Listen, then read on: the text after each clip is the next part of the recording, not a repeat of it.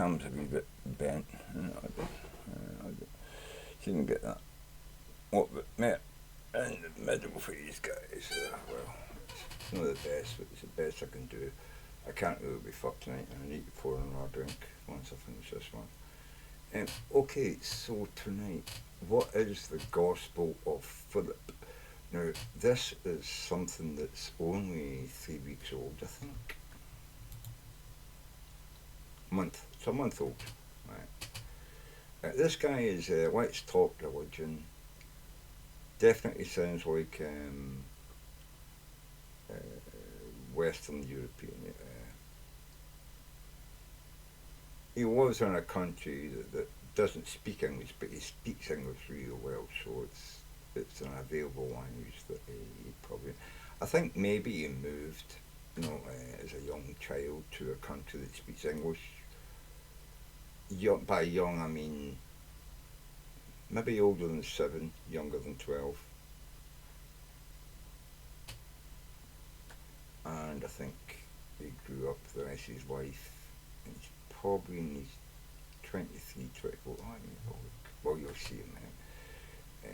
He's in his 20s, I think, mid 20s, 24, maybe 23, 24.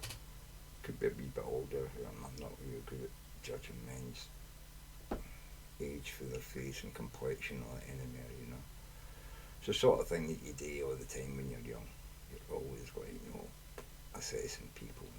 As you get older, you don't do any of that anymore. You just look at people and you're more wanting to hear what they say and what they think about certain things, certain questions you're going to bring up, certain things. You think, I think that, blah, blah, blah, there. But, you see what they think.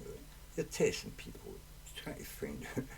As you get older, you find slippy, sneaky little ways to find out who people are letting into,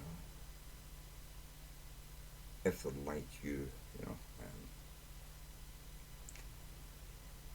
Not going to really go into it because there's a lot of fucking shit I couldn't just tell how to do it.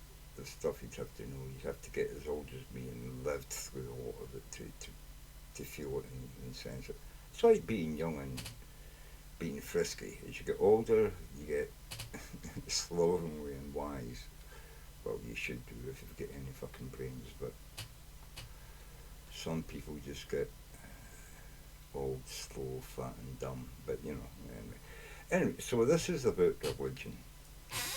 Now, this is the whole thing that I don't really get about religion, right? They love to go on and on about all these old texts that they've got, Oh, there's thousands of old texts. Where did they come from? Who wrote them? They can't tell you. They say John, Peter, Paul, fucking, this guy, that guy. But yeah, these are, there's no names in any of these parchments, right? And some of the parchments are like, especially the Dead Sea Scroll stuff and that, you're talking about, it's like 2 centimetres by 1.5 centimetres by, 0.2 centimetres at that end where it tapers off and because it's a bit torn with a flaked half, and they would try and find where to put that, And that's fine when you've got like bits of paper that have got ink on it and you can try and match it up. But what if you've just got a bit of paper that's between letters or words and you don't know where it goes? So, well, yeah, that's never going in anywhere, so you just throw that bit away. But it might be fucking really important for that bit to. It might be the space between a letter that means if it's got a space at the end of a sentence. I don't know how Arabs write things, right? Could you remember, these were Arabs writing these things. These original texts, I think these original texts being found in this are, they're about 100 years after Jesus, I think, some of them.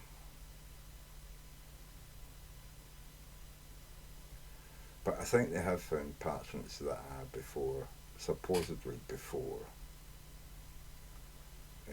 Jesus' crucifixion, but they're not included in any of the sort of religious people's talks about it because there are 3 Bibles like this film that was cut out. things like that, Bible or Ruth as well.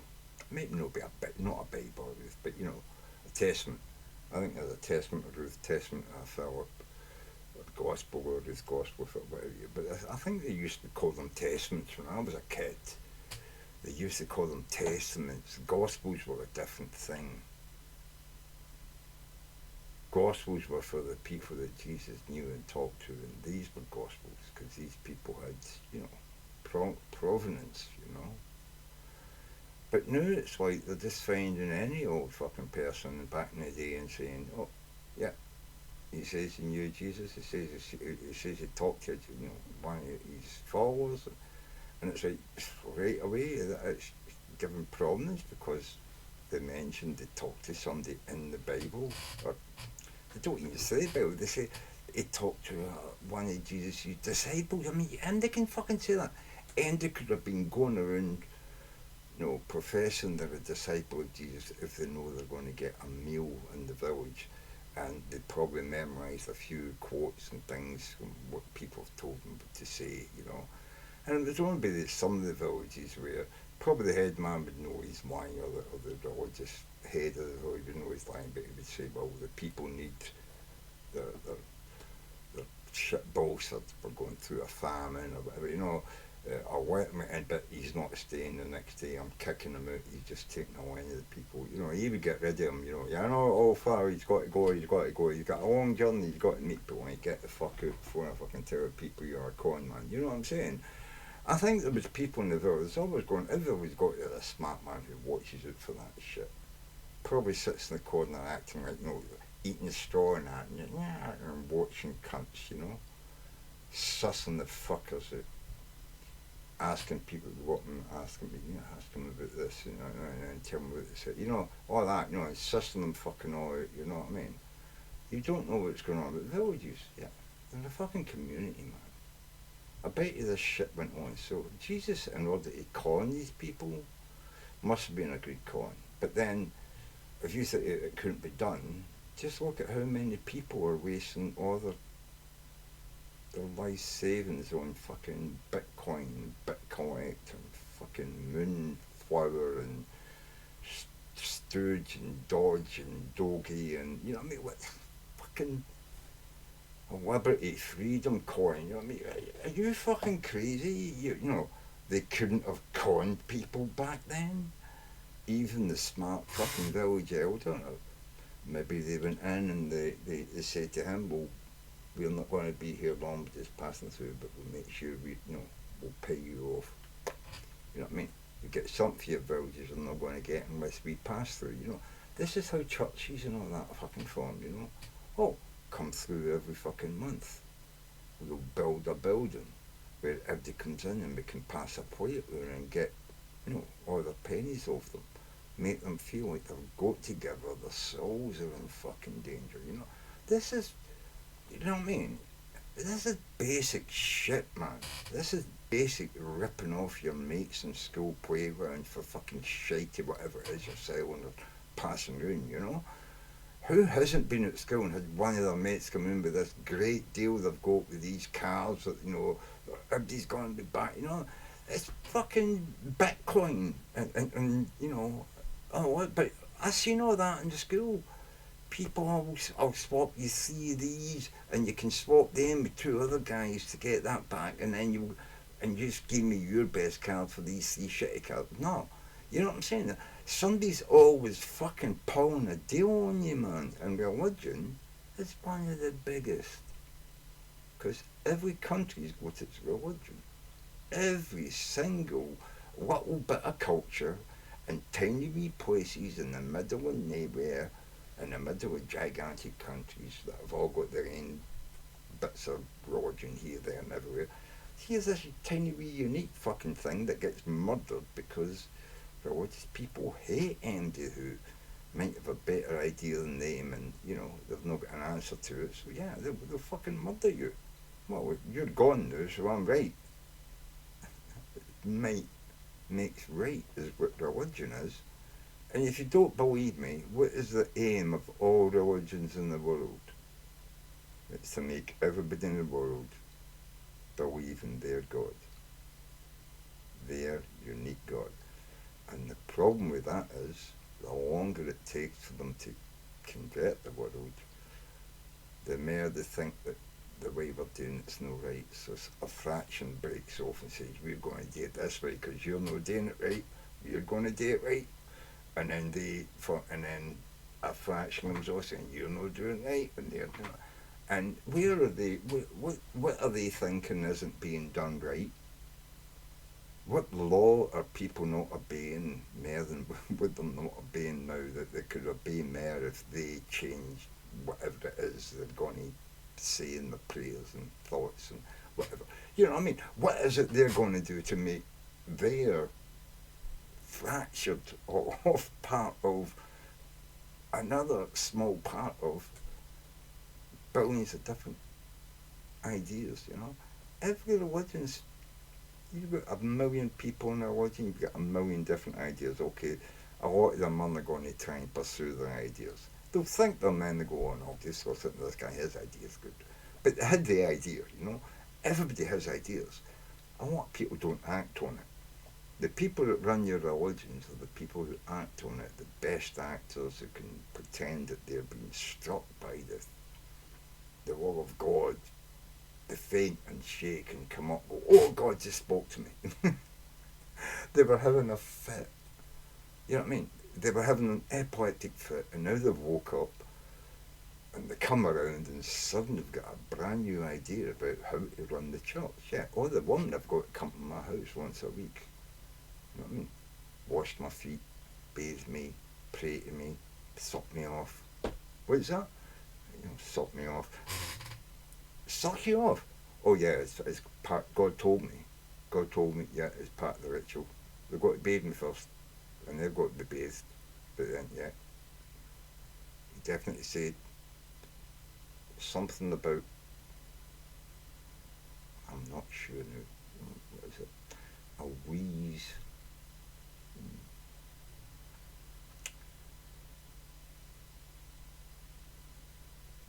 A wheeze thing, I'm not sure. Yeah. It wasn't wheeze, it was disease. He was thinking about disease, that's why you got to clean wash yourself. But he didn't get it for God. There's none of that written in the fucking Bible.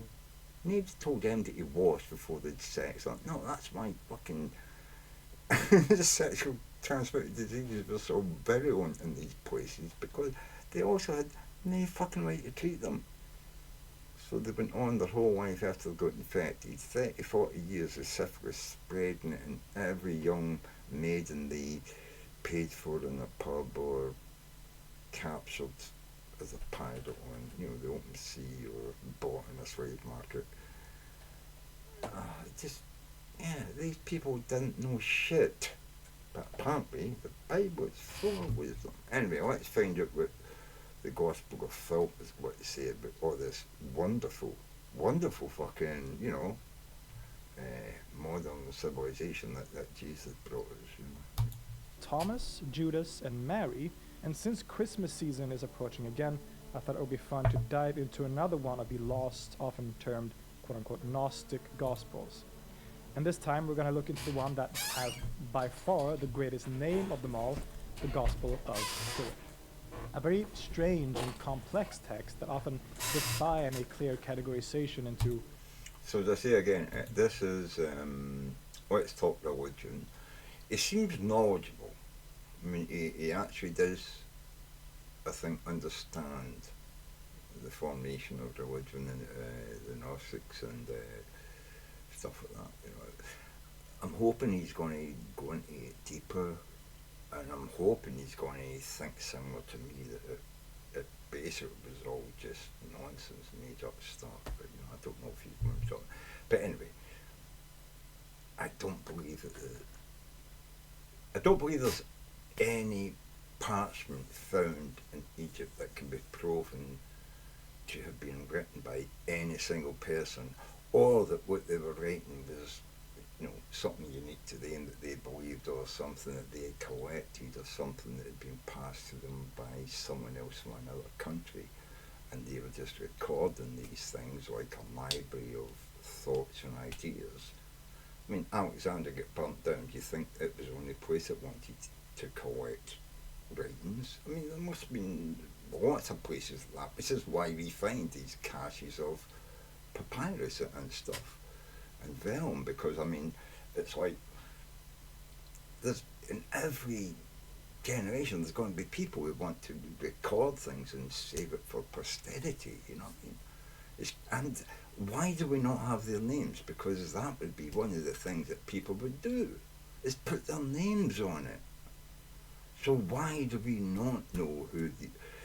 There must have been a time when their names were on it and people took them off for a reason. Could it be that those names were Arabic and not Jewish, and therefore were Indian and not... You know what I mean? I'm just saying that it's possible that these texts are much, much older than the people who we find are writing them, and maybe they did have names at one time and they were taken off, and I don't think the names came from the country that we now find these texts in, because if they did, we would still have the names on them. Yeah. It's kind of like when something's out of copyright, they can use it, but you can't say it's yours. You can't copyright it again, you know. I don't think you can you? I think once it's out of copyright, they can use it, and that's it. It's had its time as copyright, unless you buy it before it goes out of copyright and then pay again for the copyright to extend it. I think there's something like that in it. But you know, once it expires and they recopyright, I think then they can use it. And I think there's a time when things like music, I mean, God's sake, nobody's paying for the Dash and White fucking Sergeant music from fucking 1870, are they? No, they're definitely not. That's out of copyright. So that copyright runs out. I don't know why I get into that now. Oh, I'm very drunk. Oh, yeah, right, so, right, nobody's recopyrighting fucking their names on or any of these parchments. Nobody knows where this stuff came from. But we find very similar stuff, although it's in a different language, like Indian. I mean, I don't know whether they're called Indian at the time, but yeah, Peshwari or whatever. You know, it wouldn't be Sanskrit. It would be later than Sanskrit, but before fucking English, before Greek or whatever. You know, but anyway. I'm getting to it. Let's get into this, right? Let's let the guy talk for a bit, and I'll shut up. Sorry. You know, belonging to one group or another, and which has themes that are sometimes very familiar to us, but at other times shockingly different from what we're used to in other Christian texts. So let's dive into the Gospel of Philip.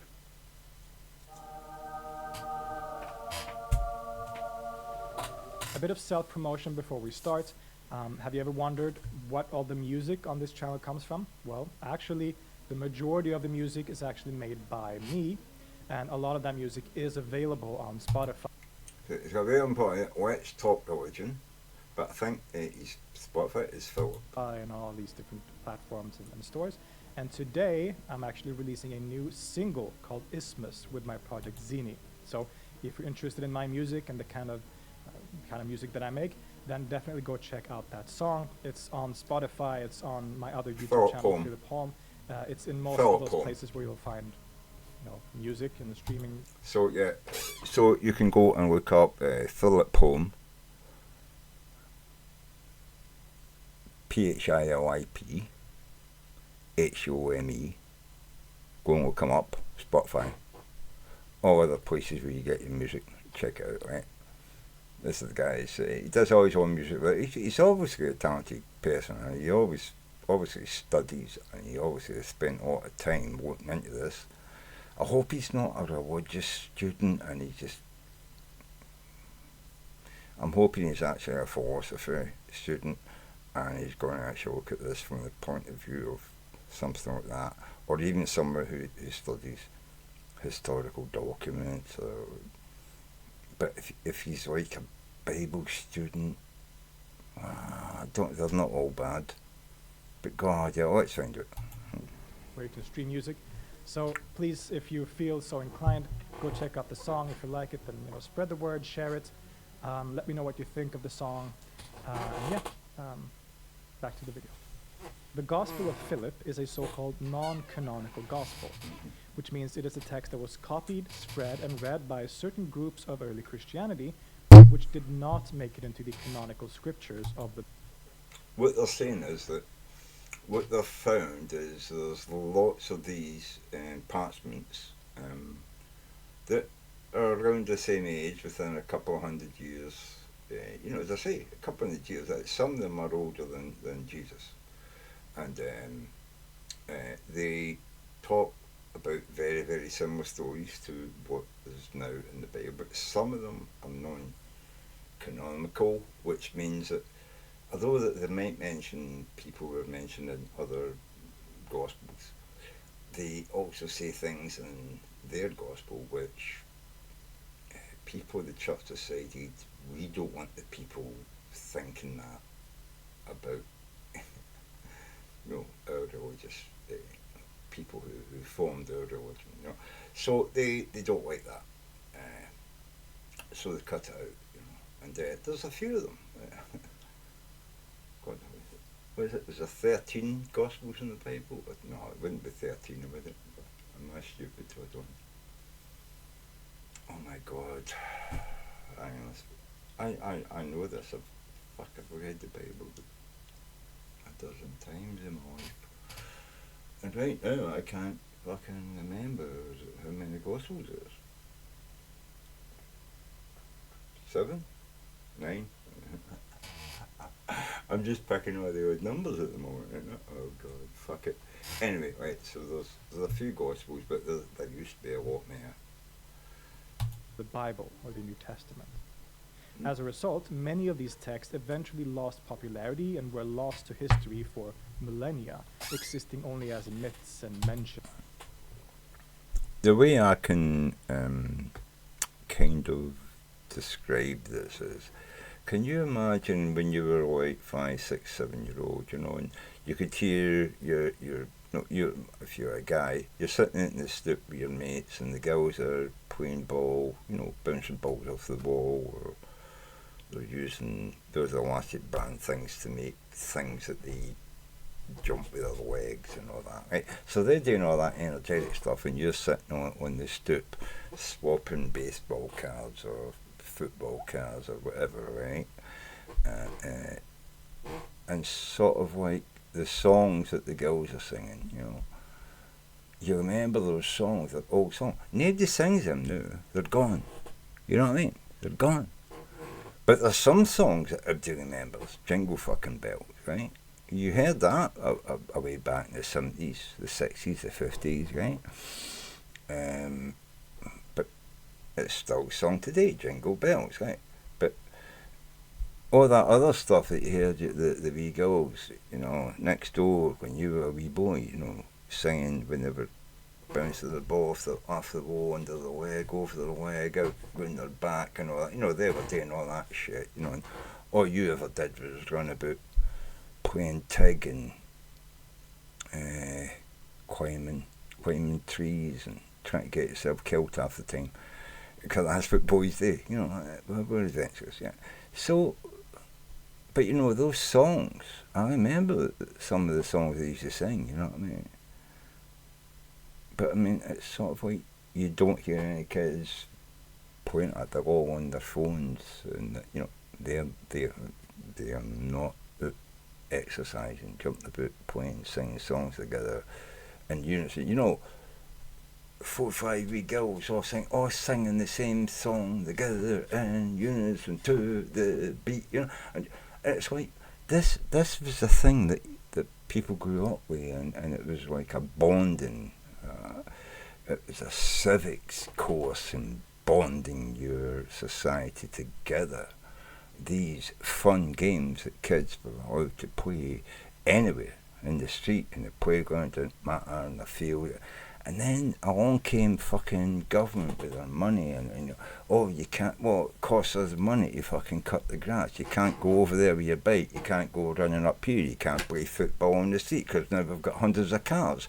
We used to play football on the street because you never seen a car for fucking, one out of the next, when I was like 5, 6, 7-year-old, yeah, hardly ever seen a fucking car where I lived. Now, fuck me, you've got to look both ways in the street before you cross, and it's only fucking 12 feet, you know what I mean? You know? And you're scared to just run 12 feet and with it looking both ways. Yeah, there's so many cars, and there's so many cars parked on the road, and they can fucking get past them. Two cars coming, in opposite directions, because of the amount of cars parked on each side of the fucking road, they're going to pick who's going to fucking park and let the other guy pass. You know, they need fucking laybys on the roads in fucking Scotland, you know. Anyway,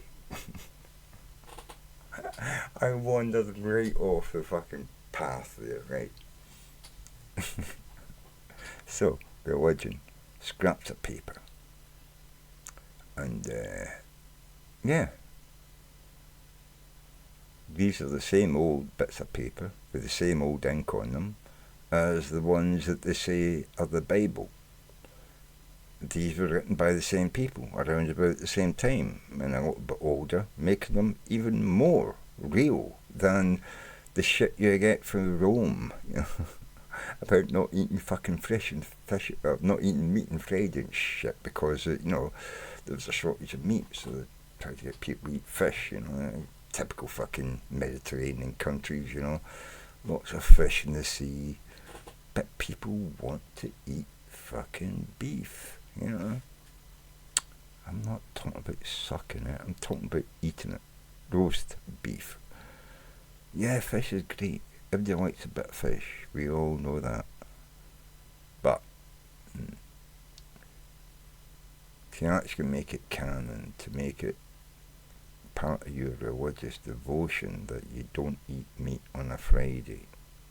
Can you imagine?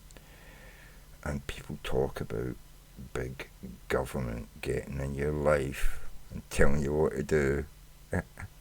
Not mention, you can't do anything to stop getting pregnant, and if you get pregnant, it doesn't matter how bad that pregnancy is, you've got to have it, even if it kills you, and because the Pope says so, God says it. Well, they've recanted on that. The only people who haven't recanted on it are the fucking crazy born-again Christian fundamentalist fucking wankers in America, fuck me. America, what the hell is going on? Or did I say I wasn't going to talk about politics tonight? Well, you're fucked. We're talking about everything tonight. Every fucking thing comes out of my brain, I'm just going to fucking talk about it, right? So fuck you. Yeah, this shit. In other writings.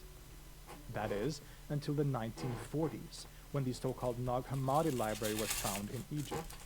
A treasure trove of ancient texts that had survived in caves and which, for the first time, gave us first-hand writings from lost groups like the Gnostics, the Valentinians, and the Thomasine Christians. Again, these are still 200 years after Jesus, I think. These are 200 BC. These are like, yeah, you're still talking about Greek and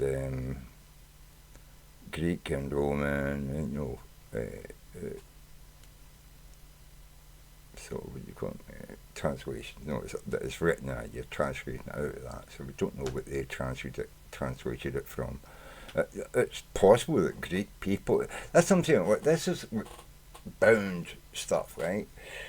Now, today we have, I don't know what you call them. There's people who collect fucking books, isn't there? And parchments and maps and all that, and they just can't get enough of it, and they just store it away, because they're like, I'm saving it, and they try to keep it in the perfect temp so it doesn't deteriorate. Like museums, some people do it privately, and then they'll leave it to a museum when they die, This could be what was going on back there. Because people say, oh, people weren't doing that back then.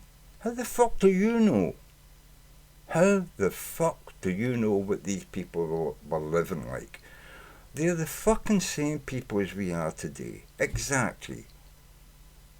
Their brains were just as smart as us. They just didn't have the experience of fucking, coal fucking engines and petrol and diesel and you know. But you know what? They did a fucking lot with just fucking wind power and fucking water power and fucking sand and shit like that and just ergonomics.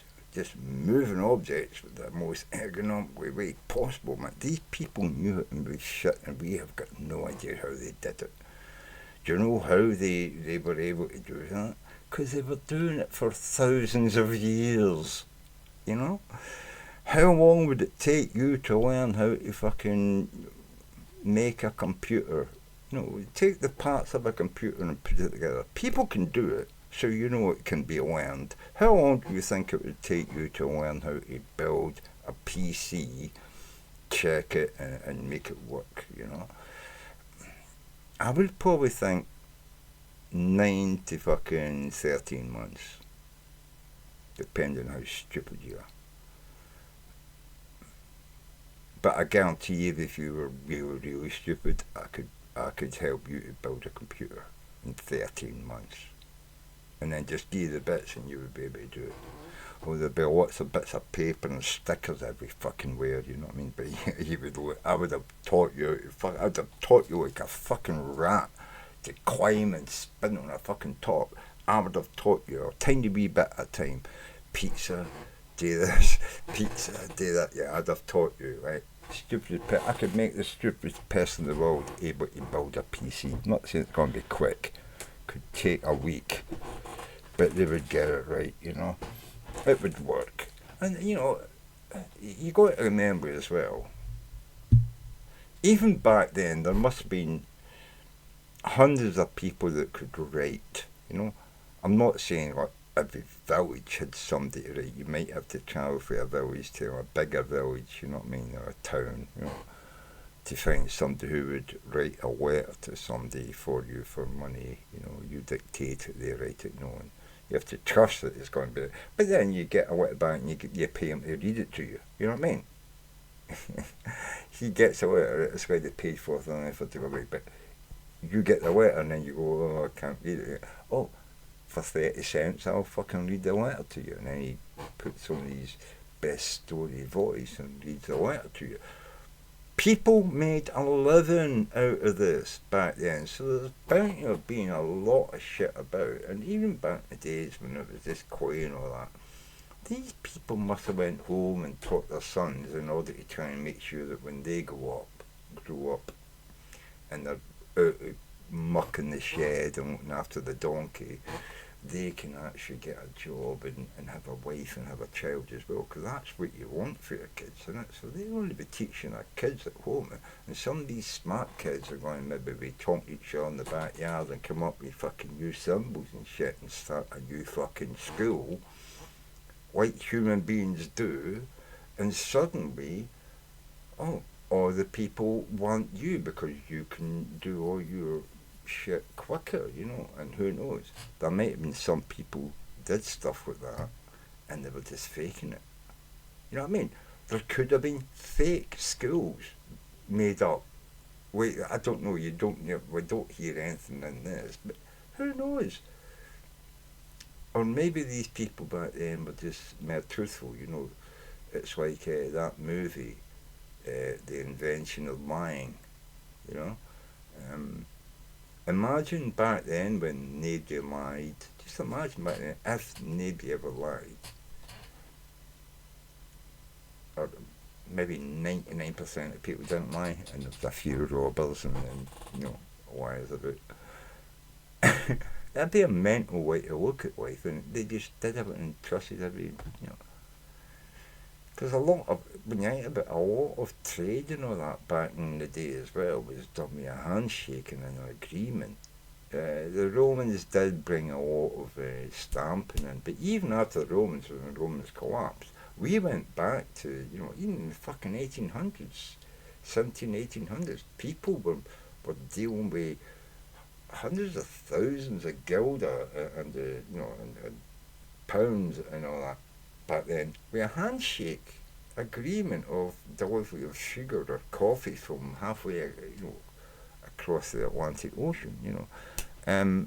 That's quite mental to think of when everything today, you can't make a move without everything insured and checked, and triple checked, and somebody go out and look in their vault, make sure the money's there, and fucking quality inspectors going over and testing fucking 300 beans per fucking million and in order to make sure the quality. You know what I mean? It's like the world is mental compared to what these people are like, right? And they built the world. These fuckers built the world and we're destroying it. Motherfuckers. This discovery is what has revolutionized our understanding of the diversity of early Christianity. They've given us some truly fascinating texts, some of which we have already explored on this channel, such as the Gospel of Thomas and the Gospel of Mary.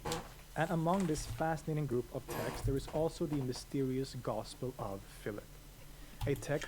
I would suggest that you do check out the Gospel of Mary and the Gospel of Joseph and the Gospel of Mary. I think you will like them as well if you like this. Yeah. Which can be hard to categorize, but which has become famous worldwide by showing up in pop culture, such as in the Da Vinci Code. Its fame primarily stems from a certain juicy section or quote, which we will get to later. But first of all, what is this text, who wrote it, and what's it all about? Well, there are some significant uncertainties and mysteries surrounding this text. Like many other texts from the Nag Hammadi library, it is written in Coptic, the Egyptian language, but has been translated from an original Greek. So we think that it was written in Greek originally, and because of certain uses of Syriac terms, some scholars think that it might have been written in Syria. Yeah, I don't know why they call it Coptic, I'm not really sure. But I think there's a thing in Egypt called a Coptic jar, and I think some of the carvings had a lot of the carvings had jars in them, and they knew the jars were called Coptic jars before because they were in Egypt, before they dug up the pyramids, whatever, or something like that. Anyway, I think it's called Coptic because it resembles the Coptic jars. A lot of the symbols are jars, but I'm not sure about that. That could be just something that I've made up because I'm very drunk and very stoned. But you can probably Google that and find out if I'm very drunk and very stoned. Well, I don't suppose Googling will find out whether I'm drunk or stoned. I think me telling you I'm drunk or stoned tells you that. But you can find out whether the Coptic jar thing is true, or whether I just made it up out of whole cloth out of my own brain. Like I could actually be one of these ancient civilization people or something, which I'm not. But I'm just showing you how easy it is to either make something up or think you remember something that you didn't really, you just made up. Or maybe think you made something up when you actually remember it and it's true. Because I don't know. I'm telling you now, I'm so drunk and stoned now that I'm so drunk and stoned now, I don't know if what I said about Coptic jars is true or not. Let's think about it. Do you think that's true? People seen carvings of jars. A lot of jars, but there's a lot of snakes. Why wasn't it called Snoptic? Yeah, I think it's not. Maybe it was a guy called. No, it can't be that, could it? Coptic. General Eisenhower Coptic. No, I think my jar thing is better than a guy's name. I don't know. Maybe it was a time, a year or something. Maybe they've got a Coptic time of year when they found the dig, and they found the symbol. It might have been, I don't know. How would you tell in Egypt? How would you tell in Egypt if it's spring, summer, autumn, or winter? I mean.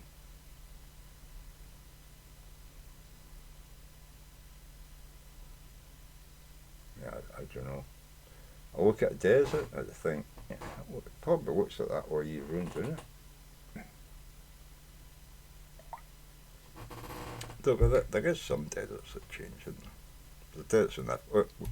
Possibly sometime in the late 2nd century. So compared to some of the other texts we have explored, this one appears pretty late, in other words. The text is structured in a pretty interesting way.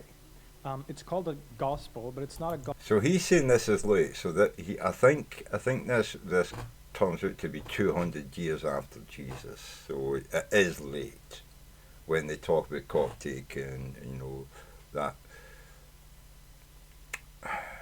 that arrangement of parchments, stories and stuff. This is quite late, but I don't think it's the only traces we have of this parchment. I think there is other bits that they are now saying, well, we can't fit it anymore, and they're now finding fit with this. I'm just saying, right? That would be pretty obvious. They've got fragments of this found elsewhere, and as much as they try to make it out to fit into the Gospels they've already got, it doesn't. So it might be parts of this, or there could be other Gospels that are missing that used to exist, which I totally believe already.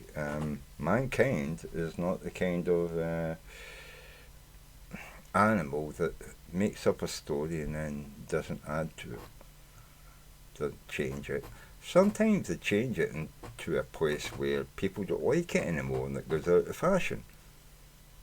Or, again, somebody comes along and writes a book similar to it that's better, and the older book goes out of fashion because people just like the way that you have told the story in a new way. And it might be a very similar, even the same story, but it could very well take over the place of the old story once people die. Which, my God, you can imagine you're 40-year-old and people start talking about Jesus in a different way from what you were brought up with, and you complain about it, and oh, these people, these young boys, what I mean. But in 30 years' time, you're dead. And these young boys, that's the story that people are listening to. And you never knew how to write, so you never wrote a thing down about how these people were writing about what they were saying now about Jesus or anything in the past, Unless it's been independently reported somewhere else, we don't really consider it. That's why it's so hard to look at social change, the social interactions, the religion of the people. It might be mentioned. I mean, there's hundreds of places and people in religion keep saying this. Oh, well, this person mentions Christians, and this person mentions Christians, and this person mentions Christians. Well, yeah, there's lots of people that mention Christians who we have got no idea if they've ever seen a Christian. What I'd like to say to you is Google the sea people. Just Google the sea people. And then tell me that, well, the Christians must have been there. They weren't something made up by the Romans 200 years after Jesus that everybody believes now, because nothing was really written back then except these bits of stories that we think were part of the Bible. But we know every 100 or so years after Jesus, there was some meeting by religious people saying, oh, religion isn't working so well, like a corporate headquarters meeting. Well, what are the people like? And we've done a poll. They like this, and this. What about this? Oh, no, they don't like that. Oh, okay, well, let's stop preaching that in the churches, and let's print up a new Bible without them, and send them out to all the scribes, and have them print up as many copies as we need for the churches in the areas, each area. The papacy will pay for it, and we'll make sure that these changes are made so that people love and understand their religion and Jesus and God and all that. I don't understand why you can't can't see that's probably how religion formed, because to me it looks like it fucking did. They kept fucking refining and changing, like a corporation changing their fucking recipe for fucking, Play-Doh or cookie dough, How many extra raisins did we put in? Did we put a bit of fucking glaciated cherry in there? Oh, how about increasing the amount of fucking sugar, a bit of fat? Go and stick it in there, Oh, we invented dehydrated fat. Let's fucking stick some of that in there. The fat people like it, Oh my god, you know what? I'm so stoned. I'm pulling tobacco out and putting tobacco into my hash. Fuck. Right, that's fucked. Right. I'm going to have to just leave that in there. Let's get fucking hash off through it. Right. I'm going to grind somewhere anyway, so I'm going to have to grind somewhere. But anyway, what were we on? Okay, right. Fucking Gospel in the traditional sense, as we know the Gospels from the New Testament, in that it is not an account of the life of Jesus and his teachings in that way at all. Neither is it like the Gospel of Thomas, which is just a collection of sayings by Jesus. Instead, the Gospel of Philip is like just a collection of paragraphs and short sections about various different topics. Sometimes this Gospel can feel kind of disjointed. The theme between the paragraphs can be very... Wait. This can feel disjointed. Have you ever read the Bible? There are parts of it that just jump. You're reading a story, blah, blah, blah, and then it seems like, now we're on a new month or some fucking thing, because they're talking about something different, but it's the same guy, and there's just, like, seems to be places that it kind of jumps and leaps to things, and that's how people's minds work. That's not how a God's mind works. If this is godly inspired, then you wouldn't have places like that. And God enacted this thing, but people report different sightings and different things and different amounts of people. And yeah, you can say, well, this is normal for people. Yes, it definitely is normal for people to make mistakes.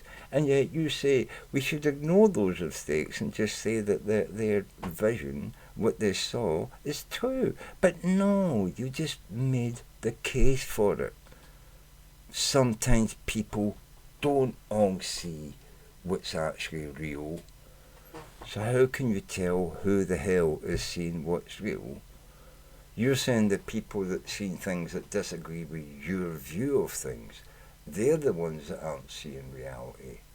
But the people that you're saying don't see are looking at you and saying, well, I can see exactly what's going on, and you're not seeing reality. So it's a he-she, except it's not a he-she. There's lots of evidence to prove that Jesus would never have been treated as an enemy of the state who'd been killed by, crucifixion.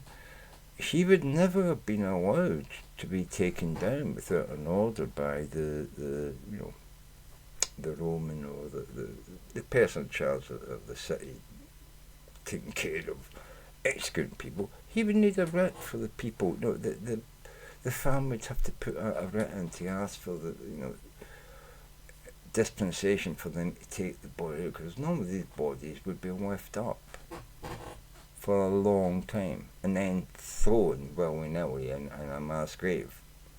The Romans were prolific in murdering and killing people, and often had mass graves going.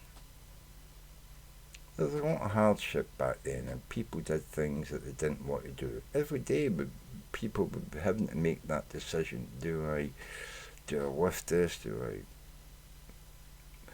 do this awful thing in order to keep me and my family alive? People would be facing that every day. And some people eventually, their will would break, and yeah. You get thousands and thousands of people in a town, you're going to have a lot of people breaking every day. especially people that don't have any worth in the society, and basically, if there's not a war or anything, they're sitting around wiping tables and drinking beer and throwing people out when they get too drunk. Shit like that, it's not enough for them, They can't live on fucking sops and pennies, But that's what we got. Growing economies, man. Look at America now.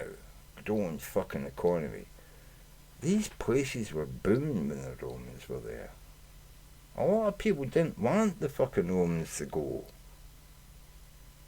You think, Jesus was going to rise up and get... No, people didn't. People weren't interested in people. It's like American or the Republicans, thinking that, if Jesus came along, they would all just get on his side because they love Jesus. No, if Jesus came along and told you the message that he told the fucking Jews back in the day, you would want to lynch the fucker. And you fucking know you would. Miserable motherfuckers, man, and you sit there all pious talking about Jesus and God and all that. You would murder the fucker rather than listen to his shit,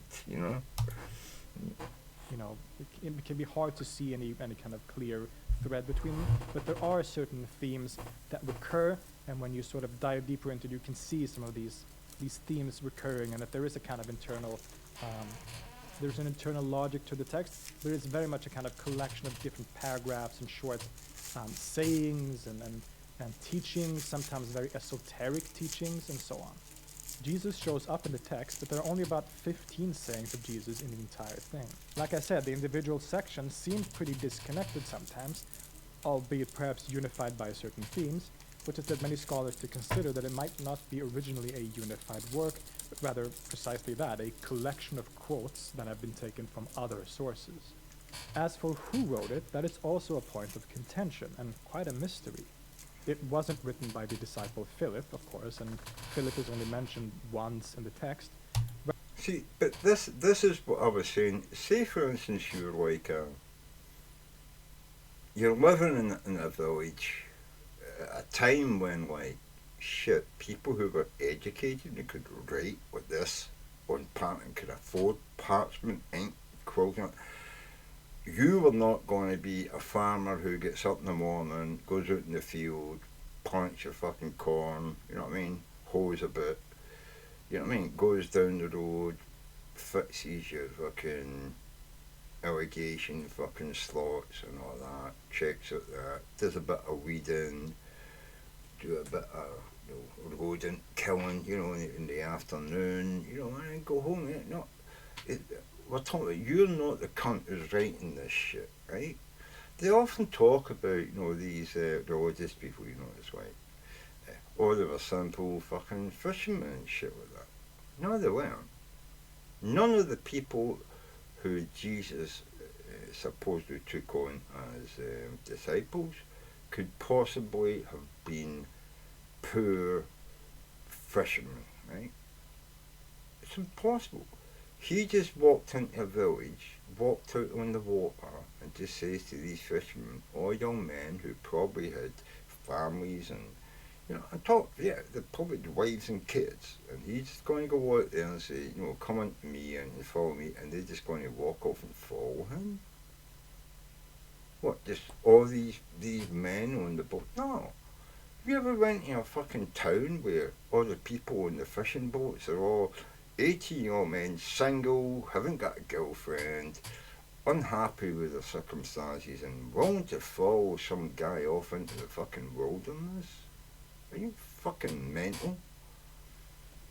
But this is what we are meant to fucking believe Jesus did. He was so good. Almost as good at talking people into things as Donald Trump. You know what I mean? So there we go. That's how good he was. Rather, Philip might be a kind of composite figure, according to Scapello, that symbolically represents the teaching of this gospel in some way. It's clear from the text that it did not come from the group that we sometimes call the proto-Orthodox. In other words, those Christians. I take... It's got to say, right? I take God, exception. I take exception to him saying, God, would you just fucking say that? That symbolically represents the teaching of this gospel in some way. It's clear from the text that He says the composite, perhaps, of other things, right? If you read every gospel in the Bible, right? And I'm not talking you read just passages and say, oh, what does that passage say? What does that passage say? Right? You've got to look at it as a document. You know, it's a book. So you weigh the chapters out. You know, and you spread it out, and you look at the paragraphs, and you look at the way it's written. You know, punctuation. You can't even bother about spelling because I couldn't fucking spell Latin anyway. But Latin people can look at it and they can understand it, you know, and the Greek parts there, and they can find similarities and things that might have been written by similar people. They can look at the sort of way a person writes and then see that, well, this chapter suddenly changed the way that he enunciates things, the way that he presents things. It's hard to put, but people have a tendency to weigh heavily in on, you know, the way they use, you know, the and stuff like that. You know, connecting stuff. It's a thing that you can pick up. There's details in the way that people write that, you know, you can see makes sense that they are together. But when you see something disjointed out and it doesn't fit, and the text just doesn't sound like the person that you were listening to, you know, you can pretty much say that was put in there, you know. And the fact is, there's a lot of text which we don't have any ancient what do you call it, you know, parchments from Judea or anywhere around there, you know, in the desert and that. There's stuff in there that we don't even know if these were original Bibles. You know, we haven't found any fucking text for them, so why isn't it in the Bible, you know? Yeah, it's in that book. It's in the book of fucking George, is it? It could as well be in the book of George, because a lot of stuff that we found, it's only part of this and part of that, but we don't have the whole text of all. All we can say is, oh, well, this bit, well, we know that came from, you know, Paul. So, that means Paul's real, but we don't know what Paul originally said. What we know now is what Rome told us Paul said. It's not anything from the Greeks or the Jews. What we've got now is a Bible. The King James Bible is even worse. It's British. The German Bible is bad enough, but the fucking British Bible, you know, the King James, fuck me. Oh my God. It's like, the King James Bible is like, oh God, what's that? Oh, I forget, no, oh God, what is it?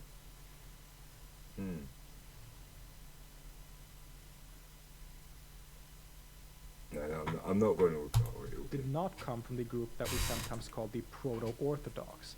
In other words, those Christians whose theology would eventually end up as the mainstream. Instead, the text shares many features with various other groups, making it hard to attribute it to any single one. Many have argued that its doctrines are rather Thomasine in nature, thus perhaps coming from the same group represented by the Gospel of Thomas. On the other hand, there are many other features. And the doctrine of Thomas is quite weird as well, because I think Thomas is more Jesus-like than Paul. Paul's more sort of like Damocles, you know, right and wrong, black and white. I think Thomas is more like Jesus, more sort of suffer the little children to come unto me, and you know, bear your sins and you shall be rewarded. You know what I mean? From being honest and things like that. You know, I think Thomas is more like that. I'm not sure. I'm just going from. I'm very, very drunk in Stone. So I'm just going from what I remember from what's 40 odd years ago, 50 when I was at school. Fucking. Anyway, yeah. They are decidedly so-called Gnostic in nature, as well as others that are more Valentinian. The role of Mary in the text also reminds us of the Gospel of Mary and how it portrays her. So the text could originate with any of these groups, really, or perhaps, given the nature of the scripture, perhaps it contains bits and pieces from multiple sources. The most popular consensus is that the text primarily functioned within a Valentinian context, but it's definitely still open for discussion. The Valentinians were a certain group of early Christians founded by a guy called Valentinus in Rome. He was a pretty prominent figure. He was actually up for becoming the Bishop of Rome, in other words, the Pope, but sort of just missed out on that decision.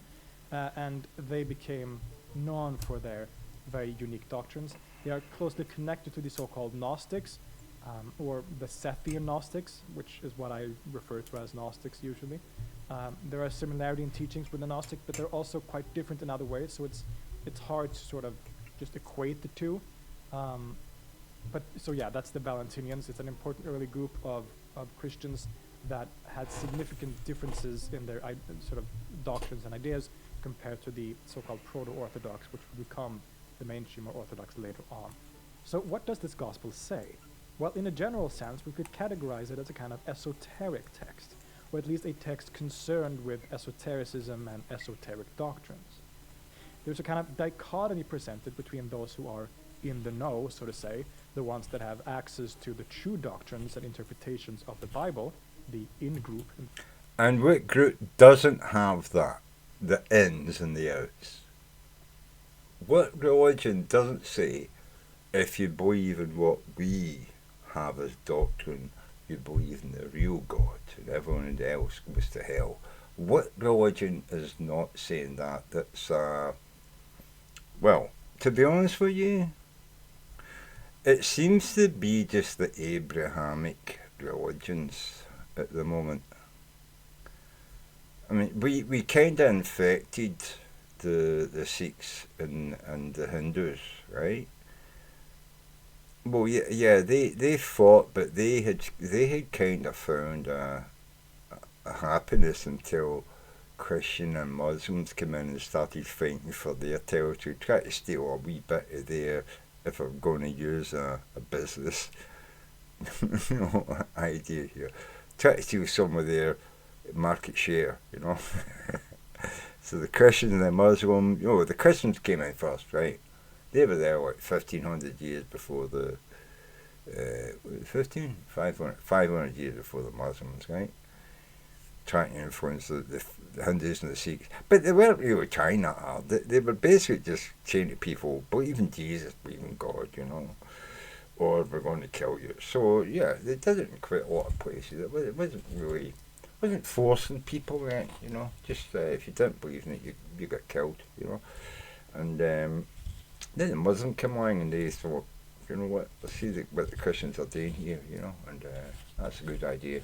We're going to do the same, but we're going to be even more mental, Infidels, enmity, kill, something like that. Don't even get taken to court, no trial, nothing, you're infidel. Just bend you over the side and we'll cut your head off. Don't do that, no. They take you to the top of your building and throw you off. Anyway, I'm not saying that they're like that. But the worst excesses of man. I mean, we can't say that because Hitler did what he did, all white European people are like Hitler. You can't trust them. All white Europeans are going to eventually put you in concentration camps and gas you, because they can't help it. It's genetic, And then we spit. This is the thing, that's fucking white. Fucking Christian motherfuckers, yeah. Black people can't help it. It's genetic. They can't help being mad and angry and attract white people. You know what I'm saying? And then we're the same about Arabs. Oh, Arab people can't help it. Oh, they can't help it, man. They're just so mad at America and how free we are. They've got bombers and jihadis and stuff. It's like, yeah, America, you can be paranoid as you fucking want. The problem we have in the world is people have problems. We have a lot of people that don't have a lot of access to food and water and healthy living, and we seem to think it's fine in the world to have 8 billion people being fed poison by companies who think it's okay to make a profit feeding people poison until the government tells them they've got to stop. There should just be a law that says that anybody who thinks they have to wait for the government to make a decision to tell them to stop poisoning people can't own a company.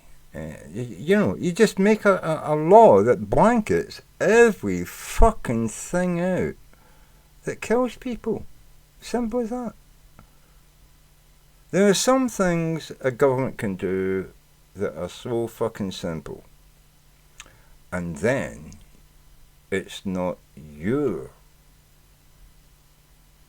financial responsibility to take a company to court and prove they tried to poison people.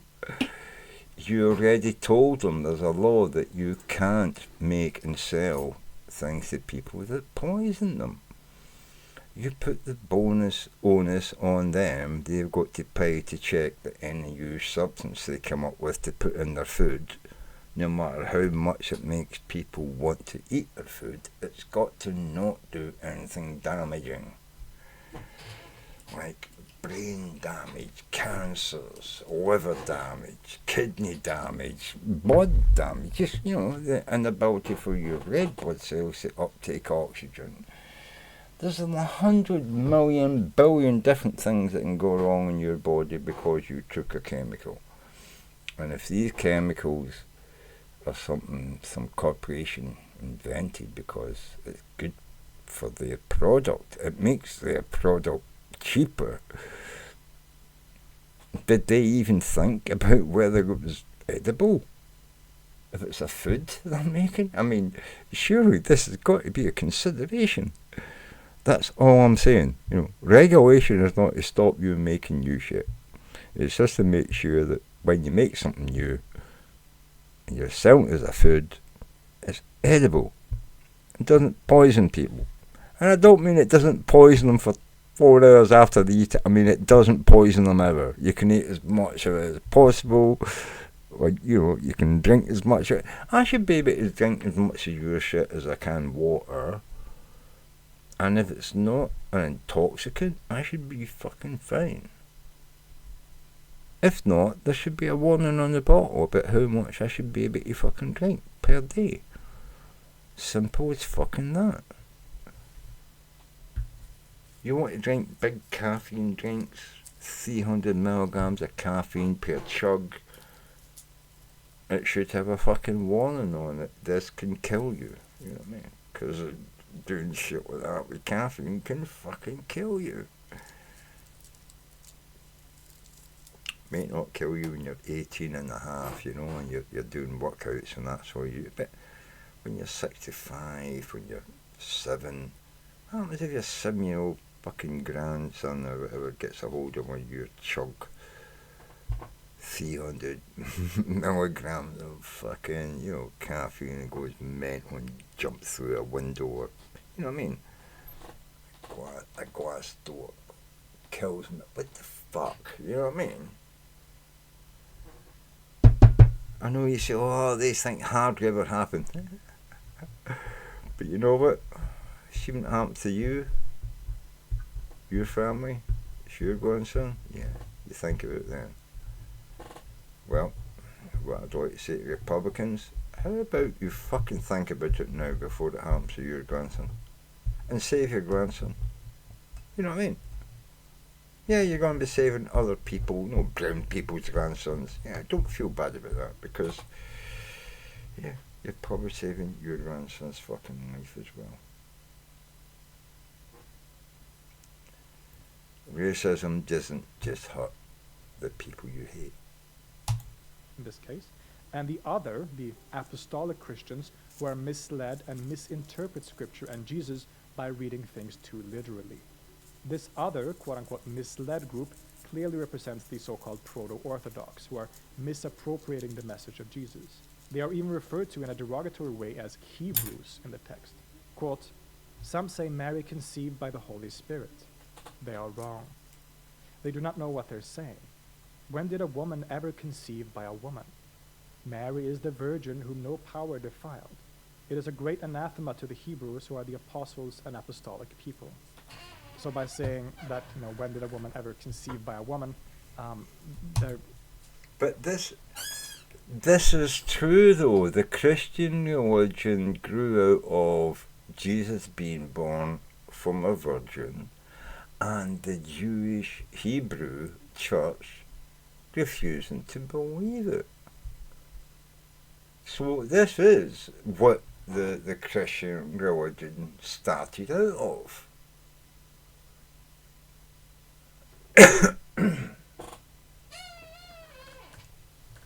I don't know if this translation is good, but at least the translation is up there with Jeffrey S. Smith. You can look it up. But yeah, some say Mary conceived by the Holy Spirit. They are wrong.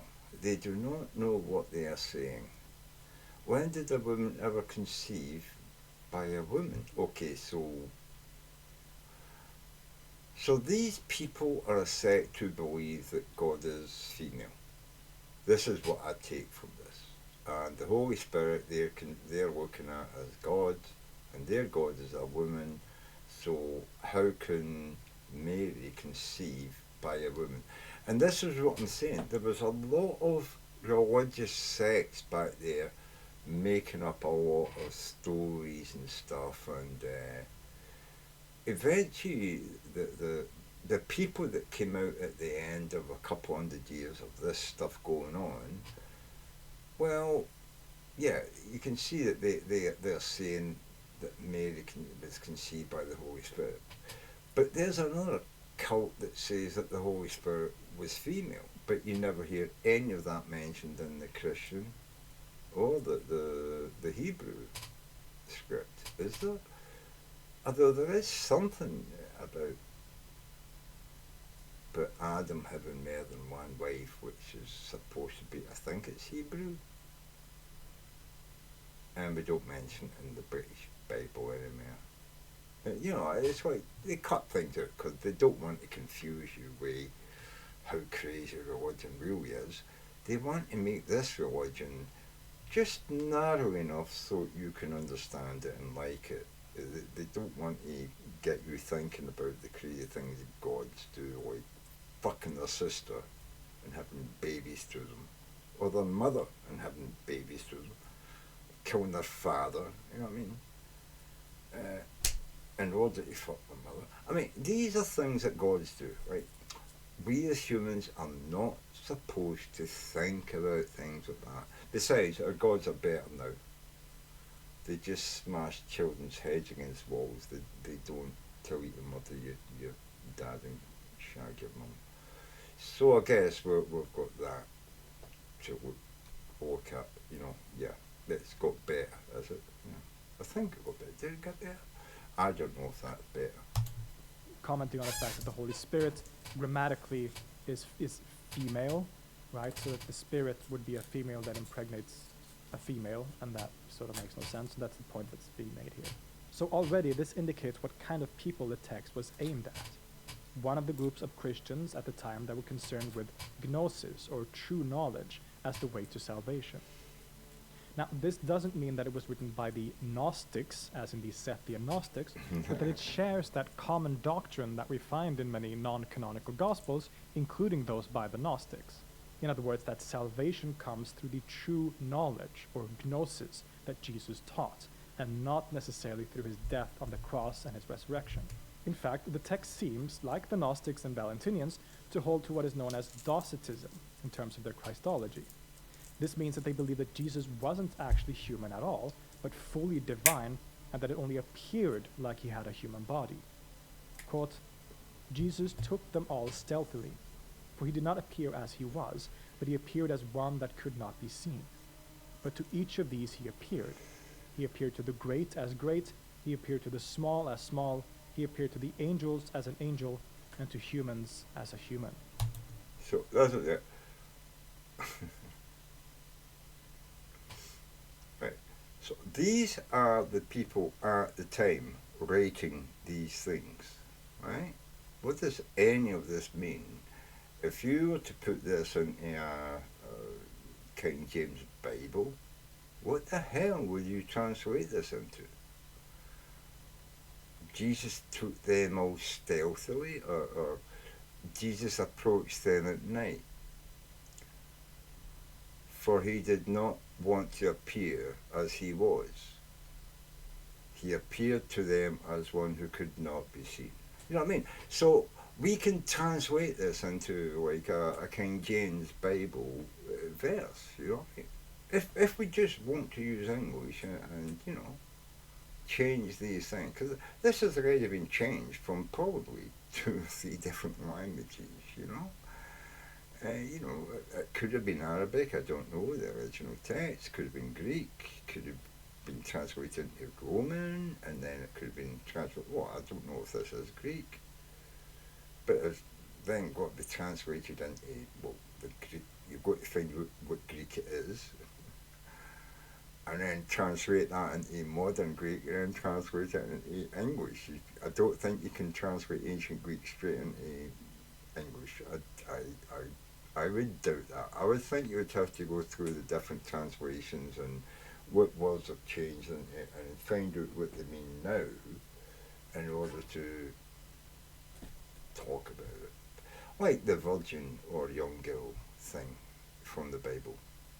Did they mean Mary was a virgin birth, or did she mean she gave birth young? I mean, apparently back in these days, getting married at 14 and things like that, or betrothed at 12, wasn't unusual. Fuck, it wasn't even unusual in the 14th century in Italy, right? And fuck me, I don't know what they think in America, even today, 2024, there are states in America that don't have a minimum age. It's not fucking 18 or 20, no. In some states, if the parents consent, it's as low as 14. 4 fucking teen. You think us Europeans are fucking, you know, barbarians having a 16. At least at 16, you get the vote. You can sign up to join the army, you can be paid money. We don't treat you like a child, we treat you like a young adult. And we emphasize that young adult. When we're talking to young people, we try to be as much as we can. You know, we try to be respectful. But we also try to help them when they're wrong, to correct them. That's not to be taken as we're demanding they think a certain way, but when you're totally wrong with some fucking facts, we should be able to correct you and say you're fucking wrong. YouTube doesn't know everything, and I lived through that shit, and you're wrong. Google's wrong if you found it on Google. Your friends who told you it's fucking wrong. Whatever fucking website trying to get you to buy something told you is fucking wrong. Don't join any organisation who's trying to feed you fucking bullshit and poison your mind. Go out and look shit up. Make sure what they're telling you is right. Don't just go to the first Google fucking answer, you know.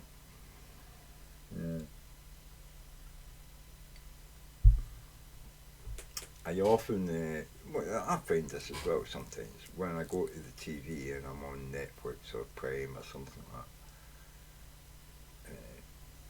that, and I'm saying, well, I don't. No, it's not. It's like what do you call it?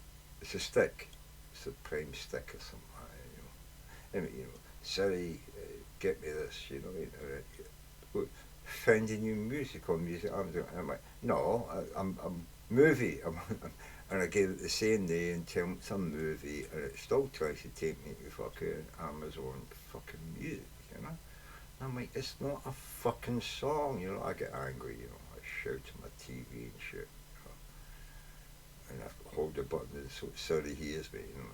I don't understand your request and all that shit, you know. She gives it that sort of, oh, I'm above you fucking shit, you know. I fucking hate that with AI, you know what I mean? Fucking sort it out, you AI bastards, you know what I mean? I just want them to understand my Scottish accent when I've got no teeth in.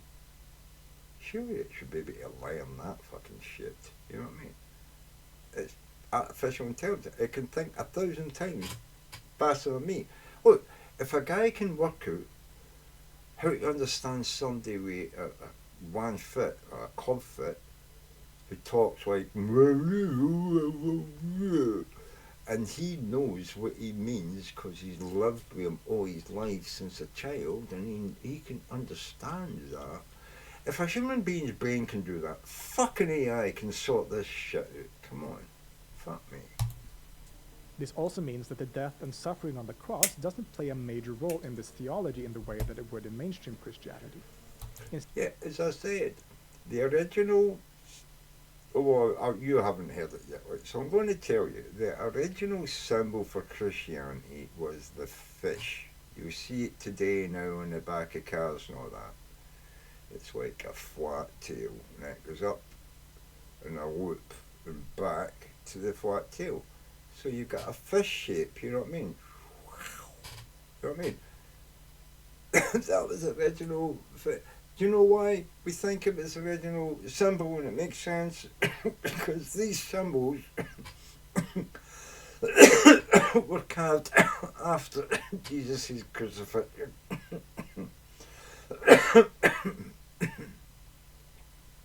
And underground, what they think were the places Christians start to bury their dead with Christian, sort of reverence, carving fish symbols above the plinths and all that, and on the walls, and having.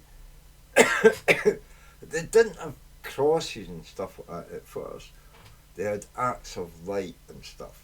I don't know if it was meant to represent the rainbow, but you could believe that a way back if these people believed the stuff that people believe today, but not they hadn't understood Jesus yet, you know, and didn't have all the trappings we have today.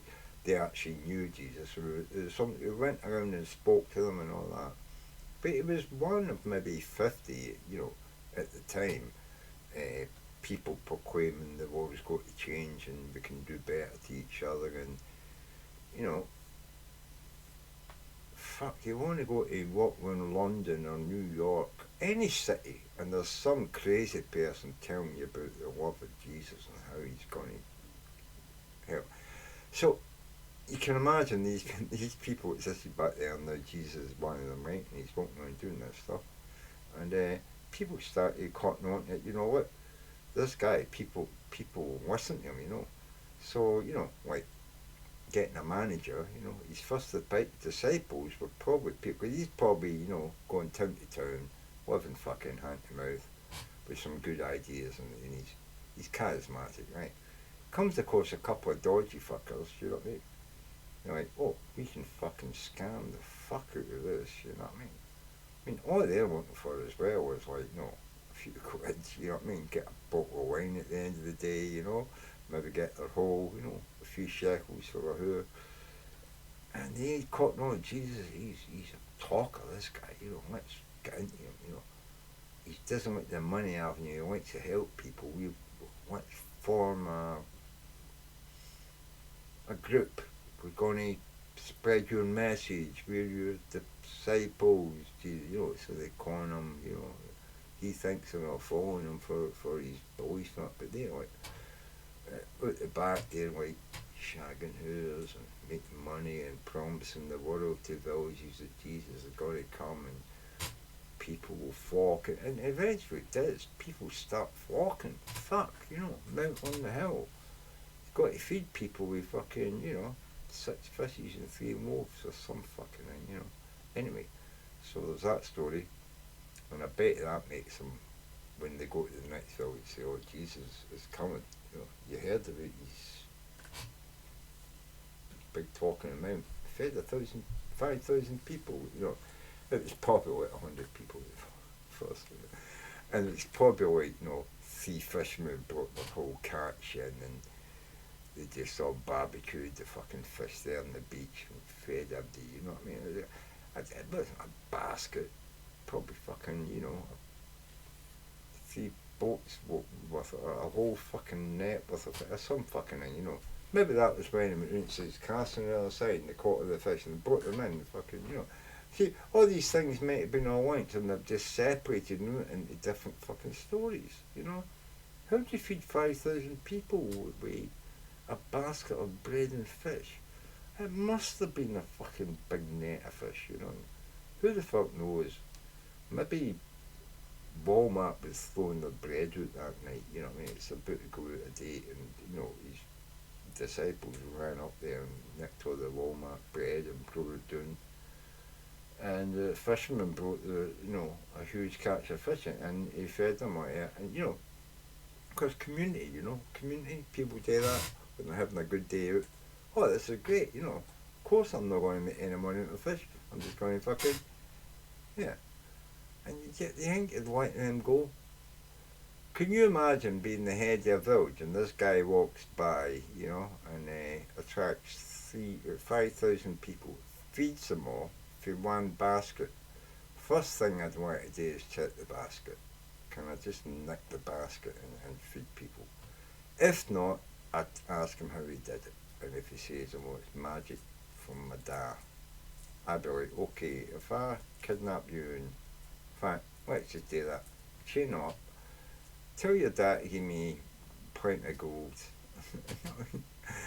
and steal fucking swords and choo-choo trains and airplanes, helicopters. Yeah, just tell your dad to give me all the shit so I can defeat all my enemies, or you're fucking staying here in the fucking basement, mate." People, he's going to do miracles. Nobody's going to grab him up. Can you imagine the amount of people that are sick? Rich people, really rich people who had sick kids and shit. And they're not going to send all the wee guys down there with gold and bars and clocks of fucking silver and, come and save my kid. You can raise the dead. My kid's just sick, just heal. We don't have any of that. Can you imagine the mental shit that would go on today if somebody could walk about and just touch you and heal you of anything? You know what I mean? He's got the power of fucking God. He could just, your cancer's fucking gone, Your whole family, you're rich again, All your fucking Bitcoin is all back in your fucking wallet. He can do anything, Can you imagine if somebody's walking about today, not just talking about this, not just, oh, it's in the book, but doing it, actually fucking doing it. Every cunt in the world with a phone or a camera or a fucking pencil would be doing that, sketching it, writing about it, talking about it, You think this guy just skimmed through the world and all we've got now is the 3 or 4 or 5 wee miracles that he did, and nobody else in the world noticed him do these except the Christians. Nobody. Don't have it carved on any Egyptian walls. No, the Nile turning red. Don't remember that. Blood into wine, or wine into water into wine. Water into wine. Don't remember the water into wine thing. Fuck, that'd be a thing, wouldn't it? Shit. Amazon would have fucking immediately signed them up. There must have been a company or somebody back then that says, "Oh, you can do that. I'll fucking sign you up. I'll pay for all the healing. I'll pay for all the poor if you just turn all this water into wine for me." You know what I mean? There's got to be somebody with a fucking and gave him an offer he couldn't refuse. You know what I mean? What do you mean he was God? He knew. No, he didn't fucking know shit.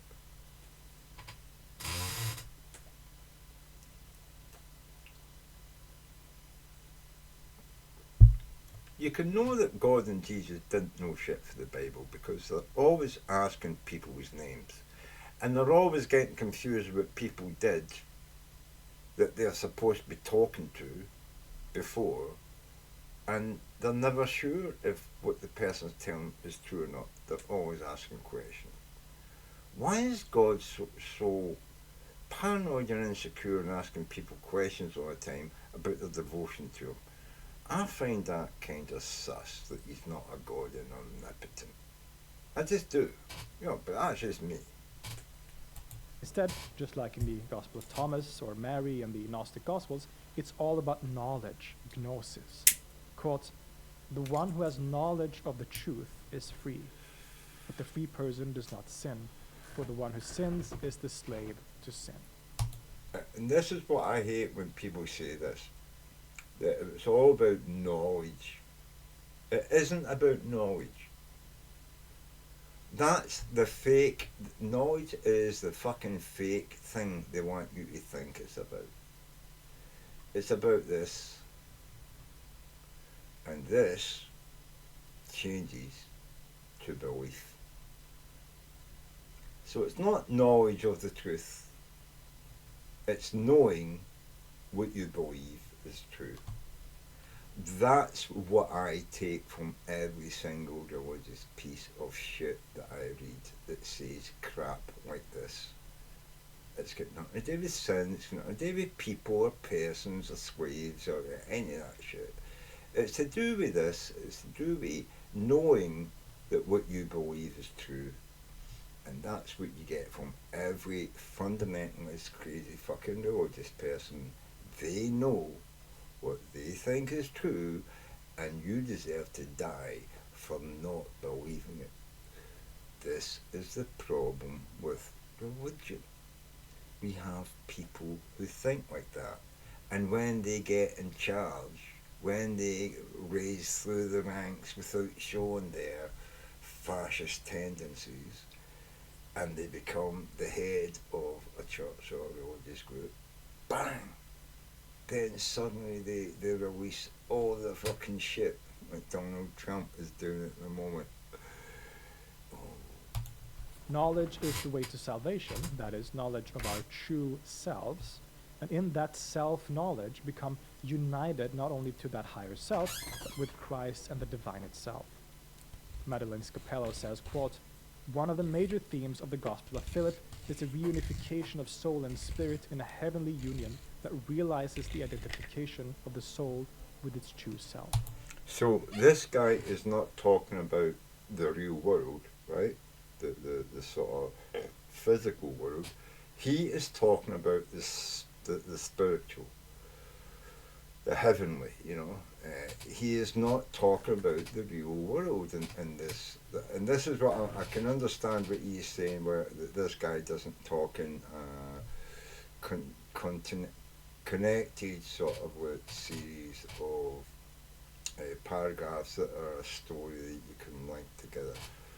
Each sort of paragraph is something that somebody has said. Like this, one of the major themes of the Gospel of Philip is a reunification of soul and spirit in a heavenly union that realises the identification of the soul with its true self.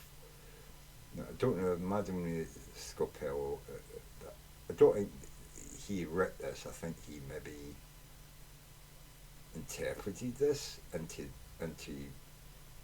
from an ancient language into this English form.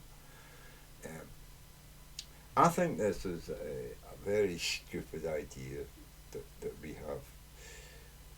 We think that we can take ancient script and translate it into Well, sometimes we can't translate a language straight into English.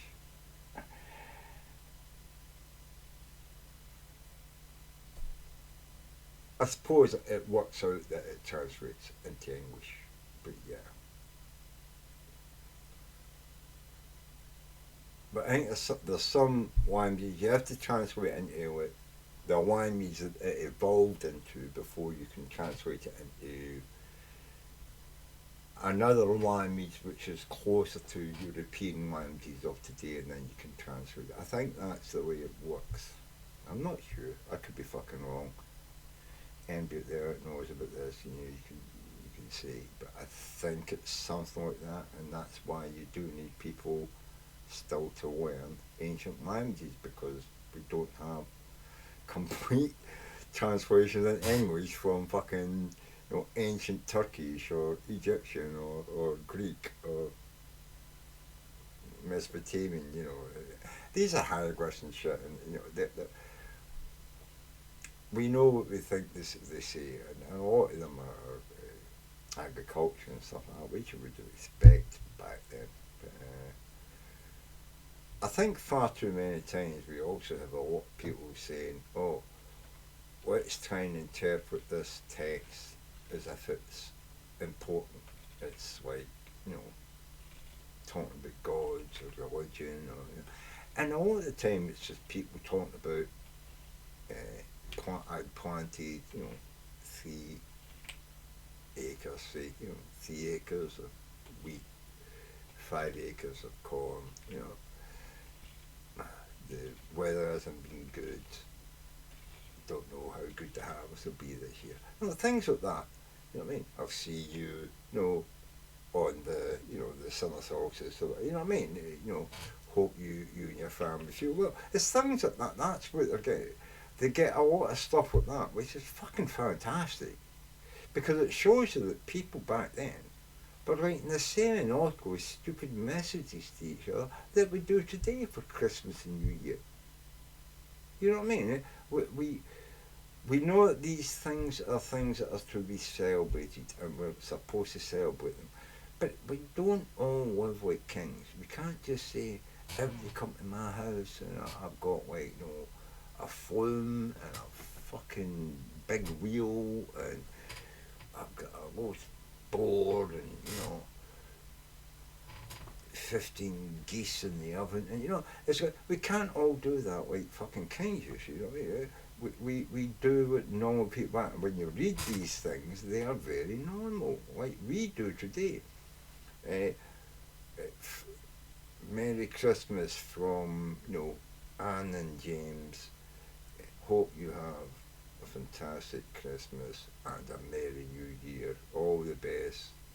Love from, the family, XX, And that's basically what they're finding a lot of the time in these texts are just ordinary and a lot of calculating and counting. These are the things they find in the cities, I suppose, rather than buried out in small towns and stuff like that. Maybe just 10 or 15 in a building or something, in the middle of nowhere. But then they find thousands in these libraries, and it's all sort of like 15,000 bushels of fucking corn, 7,000 fucking spears, and 100,000 arrows. It's all that sort of thing that they're finding in the cities. Well, not all, but a lot of it is. A lot is. I'm not saying that's the numbers they're getting. I'm saying as an example, that's the kind of things they're finding. It's storehouse things, wheat, grain, armaments, fuel, all that sort of thing, cloth, and in and out exports from ports and stuff like that, taxation, there's stuff in there about what people paid on and wages, a lot of stuff on wages, you know what I mean? Well, that'd be a big thing. It is today to keep track of how many people you employ and how much money you pay. And these are the things that these people were doing 3,000 years ago, 5,000 years ago, you know what I mean? It's like, and we look at them and think, how the fuck did they build, big giant fucking stone pyramids. It's like it needed hard work. All you had to do was move stone from low down to high up. You think of the fucking things we do. We put men on the fucking moon. We're only 3,000 years away from fucking building stone pyramids.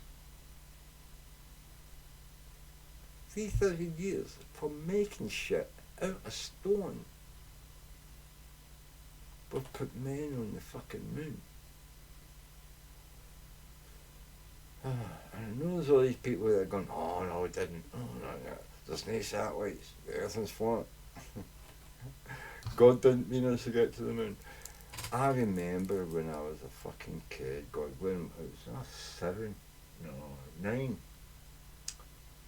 8. I'm born 61, 69, we landed on the moon, wasn't it? And I remember my wee granny Eliza, she was a religious person. She was Church of Scotland. God, she went to church 3-4 times a week. Not because she was going to pray. She went to church to help out. She was fucking 82, man. She was every day doing the church, helping to clean the church. They didn't have couldn't afford cleaners and that. So they say, the fucking church could afford cleaners. They're just saving money, right? So they got all, parishioners to come in and do all the cleaning. My wee granny, 3 days a week she was doing that. 2 days a week she went shopping for, up the back of where we lived. We were on the hill, right? So you've got our driveway, and at the back there was a quadrant.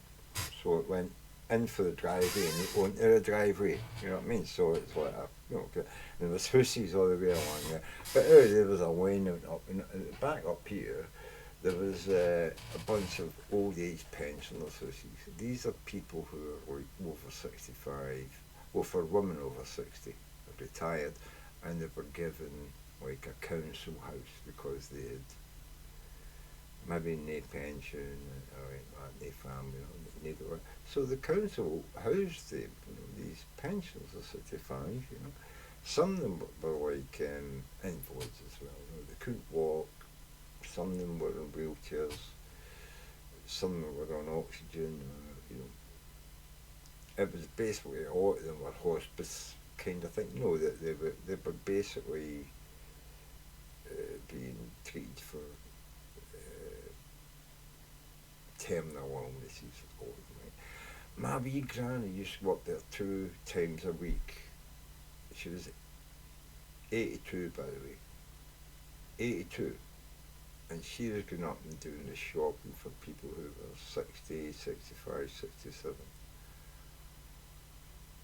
She would go up and get the wee bag and the wee purse of money and the wee slip of paper what they wanted, and she would go all the way down to the shop and buy what they wanted and then come all the way up the hill.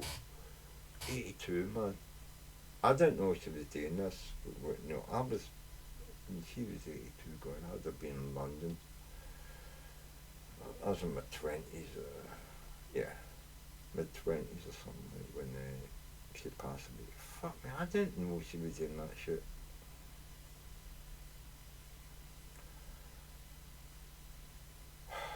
She was 82, she slept on the ice in the winter shopping for somebody who was bedridden, broke her hip, and died a few months later. A few weeks later. It could be a few weeks. I can't really remember because I was away doing I didn't get up for her funeral. But yeah, religion, she was a very, very religious person. She had a wee box in the house, and every day she put at least a sixpence in it, and at the end of the month that went down to the church. The church took that money. And I don't know anything the church ever did for my grandmother. I used to go up and see her, a couple of times a week. That was my teens. Sit there, no listen to read the Bible, talk to you about, life and all that. Jesus. Yeah, we had philosophical conversations, me and my 82-year-old girl. But she wasn't 82 when I was growing up. She was in her 70s and that, when God, well, when she was by herself, she spoke that she had people moving. Obviously, her husband died, and then I think she had a sister move in. She was there for 10, 12 years. I was a kid back then. I was like 7, 8. Maybe about 12 years, God, Annette? No, it wasn't Annette. I can't remember my fucking auntie's name. My grandma. I call her Granny, but was it? No, she was my granny's auntie. Oh, anyway, so she looked after her and she died now, and then her brother, Bill, he is a character. Fuck me. I liked him a lot. He was a funny fucking man. An old seaman, an old sea dog, but he'd been on the road and that. And yeah, typical Scottish guy. Not religious. Him and my granny used to fucking argue all the time with the Bible. I thought that funny as fuck. I loved him because I was an atheist, but I couldn't let on to my grandmother.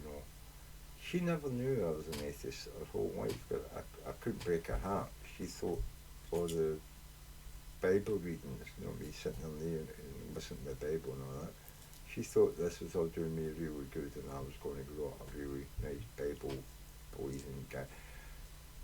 I never dissuaded her of that idea, but I never told her I was either. I just went up and spent time with her, listened to her, agreed with her, and, agreed with her thoughts and stuff like that. Because she was a very, as I say, she wasn't a crazy fundamentalist, crazy Christian. She believed in what Jesus' words were, If you can help somebody, if somebody reaches their hand out and you can reach out and connect and help, Jesus said you should. That was her belief, I grew up under her auspices as well. Although I don't believe in God, I still believe that if a human being reaches their hand out to me, I should reach out in return and help, It is just part of me.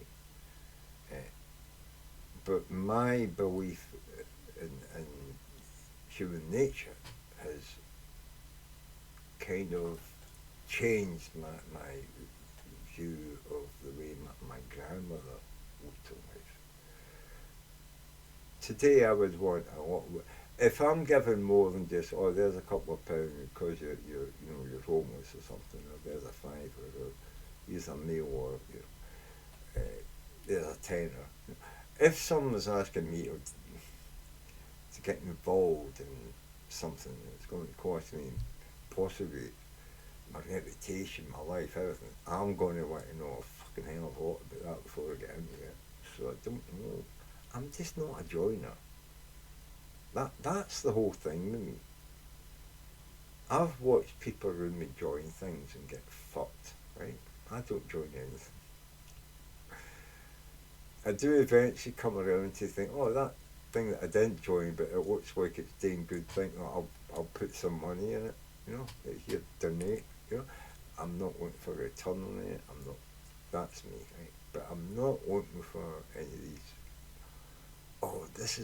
This is what life's about. No, nobody knows what life's about. Nobody knows what's at the end of life. Nobody knows what's before we started. What was life before you were born? Hey, 2 years before you were born, what were you? Where did you come from? Where were you? Where were you waiting? Were you in like a shed in a box or a bottle or, you know what I mean? What was it? Were you stored in some kind of big machine just waiting to shoot you out through the ether into your mum's womb? What? You can understand how fucking crazy any of this fucking sounds, right? This theme of union is a recurring theme in the text, and it is always in conversation with a kind of inherent duality that runs through the entire thing. First of all, we seem to find references to the characteristically Gnostic dualistic cosmology.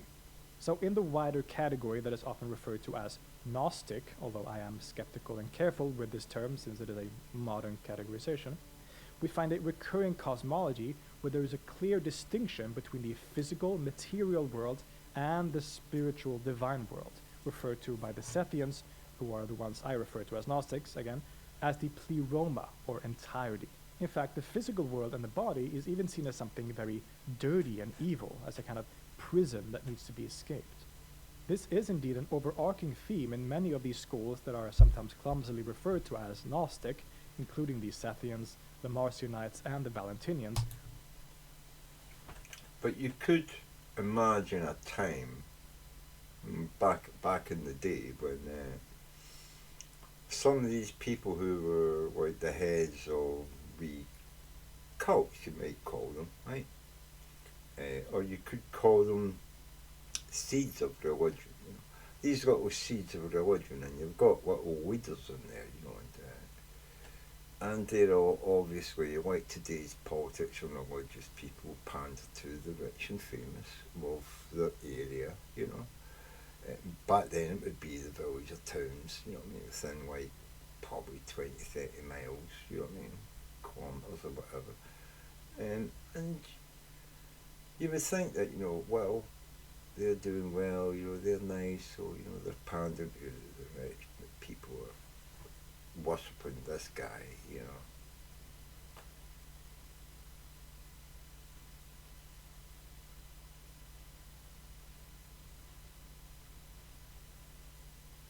And look at him. He's a god. Why wouldn't you listen to this guy telling you that this is how it is, you know? We know God says this, we know God says that. We know this is the way we've got to live. We know that you can't pick up sticks on a Sunday without getting beat to death because that's what it says in the Bible. You know, you can imagine that these, you know, there would be some places where, yeah, it'd be fine to pick up sticks because everybody knows it, fuck, you know. Yeah, we're religious and, you know, when the priest comes by, we show observance, but fuck, I've got to get the work done, you know. There's going to be places where there's more people watching you, not, and you. Although there are, of course, also nuances and differences among them regarding this too. This cosmology has a dramatic tale about the true hidden god, which is called the invisible spirits by the Sethians and the Father by the Valentinians, from which emanates a number of different eons or eternities. But see, these are these are ideas, as I said earlier. I think I talked about it in blabbered on ages ago. Right? These are things that come from India and the Mesopotamia area. You know, these gods. They call it Methuselah and all that, yeah. But, you know, before that, there was stories that are reflected. We've got translations now, we didn't find the stuff until, you know, well after we had investigated, you know, Christianity. Because people were infatuated with Christianity and proving Jesus right, blah, blah, blah, blah. And they was interested in other stuff that was all just waiting to be discovered. And now people are doing it, and it's, yeah. The Christian religion is all the bullshit, and we've found older stories, religious stories from older religions that are so similar to a lot of the Christian religion that it's basically it's just Star Trek 1 and Star Trek 2, you know. Divine principles representing different attributes like wisdom, logos, truth, etc. At some point, though, one of these eons, often the one called Sophia, wisdom, conceived in secret of another kind of being of her own, which becomes a deformed creature that is cast out of the divine pleroma. This ignorant, sometimes evil, or at the very least, a sort of unrelentingly just being is referred to with names like the demiurge, meaning the craftsman, Yaldabaoth, or Saklas. And he is the creator of the physical world, along with his archons or rulers. In other words, the physical world that we live in was not created by the true God, but by this ignorant pseudo-deity, who of course... See, that's what I'm saying. Even back then, people knew there was a physical world and what they called like a spiritual or godlike world, you know. They knew that there was two different worlds. Or at least they talked about them and expressed that they thought that these worlds existed. But even back then, you don't have any evidence. Nobody's given you evidence that proved to them, though, that this spiritual world existed. You know, you get a lot of these writings as well, where they talk about other people, telling people that they talked to, or several people along the line they talked to, who told them about this. You know, there's a lot of that Chinese whisper, and they tell you it's a Chinese whisper. They tell you that, you know, I got this from Dominicus, who was, like, you know, a slave, or you know, a worker for Ectononius, and he said that Ectononius told him, who told this guy, who told me that he said this, and it's like, okay, and this is fucking evidence of what? It's evidence of people writing shit, you know. You know what I'm saying? I mean, look at the shit Donald Trump writes on Twitter. On Twitter. Anybody can write shit on Twitter. These are people that can write, but these people are, what also you got to remember, suffering from syphilis, disease, alcoholism, drug addiction perhaps, and a desire to be a god and rule the land. They're fighting each other for like the top, like Trump fighting Biden. They're fighting Biden the way Trump is, you know. But they were fighting everybody. They were all fighting each other like that. You know what I mean? They were all assassinating, killing, stealing each other's babies and murdering them or holding them for what? I mean, these were horrible fucking people. But they were the salt of the earth religious people. Oh my God. Oh. Of course, created a flawed and evil world to be escaped. This is also identified as the God of the Hebrew Bible, or Old Testament, who gives, you know, the Ten Commandments to Moses and so on. And we find clear traces of these doctrines in the Gospel of Philip. For example, quote, "The world came about through a blunder, for the one who created it wanted to create it imperishable and immortal. He failed, and he did not achieve the objective. For the imperishability of the world never came to be, and the imperishability of the one who made the world did not exist." Clearly referring to the demiurge and his flawed creation. But there is also talk in the text about another kind of duality. See, this is what I'm saying. This is the reason this was never canon, right? It doesn't fit with the Jesus Christian myth of Jesus coming along saying he has the answers, right? Trump. He's the one that has got the answers. Mankind needs to do this, do that. My Father will save you if you, come to me and bear your sins and say to me how horrible you are.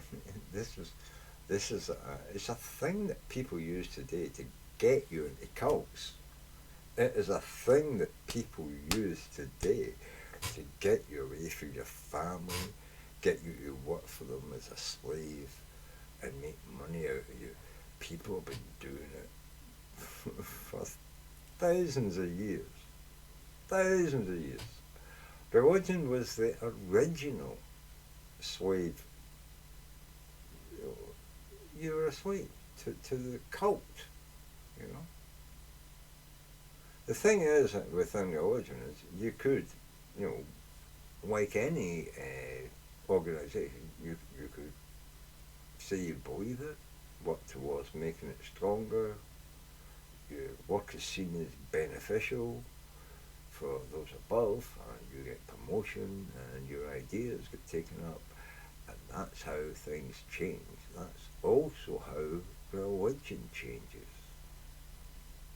And if you think that's not how religion changes, people come in, they've got an idea of how they can change some of the text here, and it's going to make it look better for us. And some people say, oh, is that okay? Well, that's happening in America today. People are saying, well, you've got the Constitution, and it says this. But the Supreme Court has got to decide whether that's what it says or not. Did the founding fathers write in English, or did they write in some English code that only the conservative court judges can decipher? Well, we had a lot of that in religion as well, and you will find a lot of people saying for crazy passages at the end of the Bible, you know, about 100, 300-eyed monsters devouring the earth and shit, you know. Well, we've got to take that with a grain of salt, but obviously, I don't know. They're trying to describe in parody something that they had a nightmare about or something, and it has some relationship to the end of the world and devils and things. You don't really know.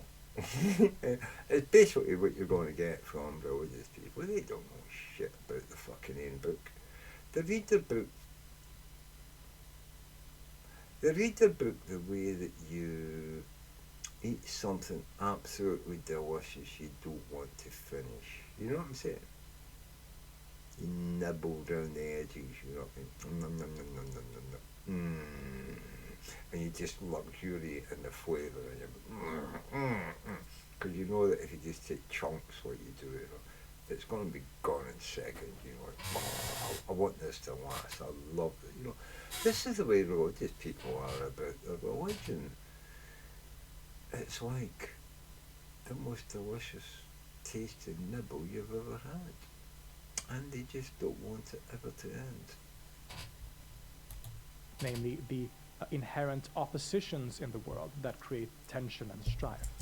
And this duality is perhaps primarily represented in the text through the imagery of the male and the female. Quote, if the woman had not separated from the man, she would not have died along with the man. His separation became the beginning from death. For this reason, Christ came so that he might rectify the division that came about from the beginning and again join the two, and so that those who have died in the division, he might give life and join them. I have got no idea what the fuck. If the woman had not separated from the man,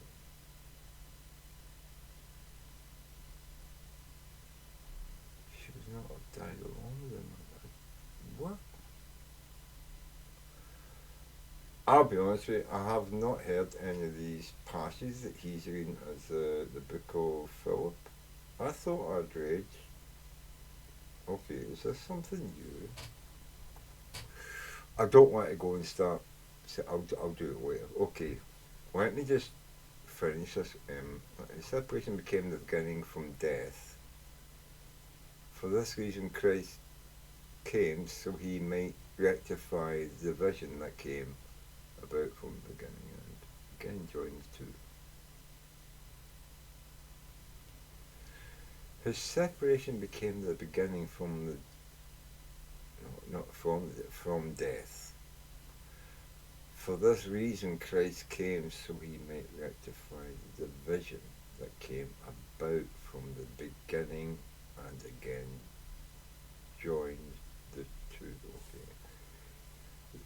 person writes as bad as me, so I should be able to work this out. Hold on.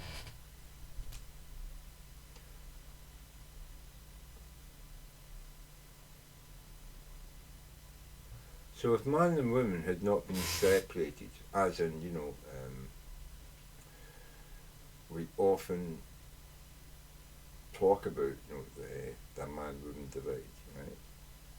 She would not have died along with the man, and this is quite prophetic, actually.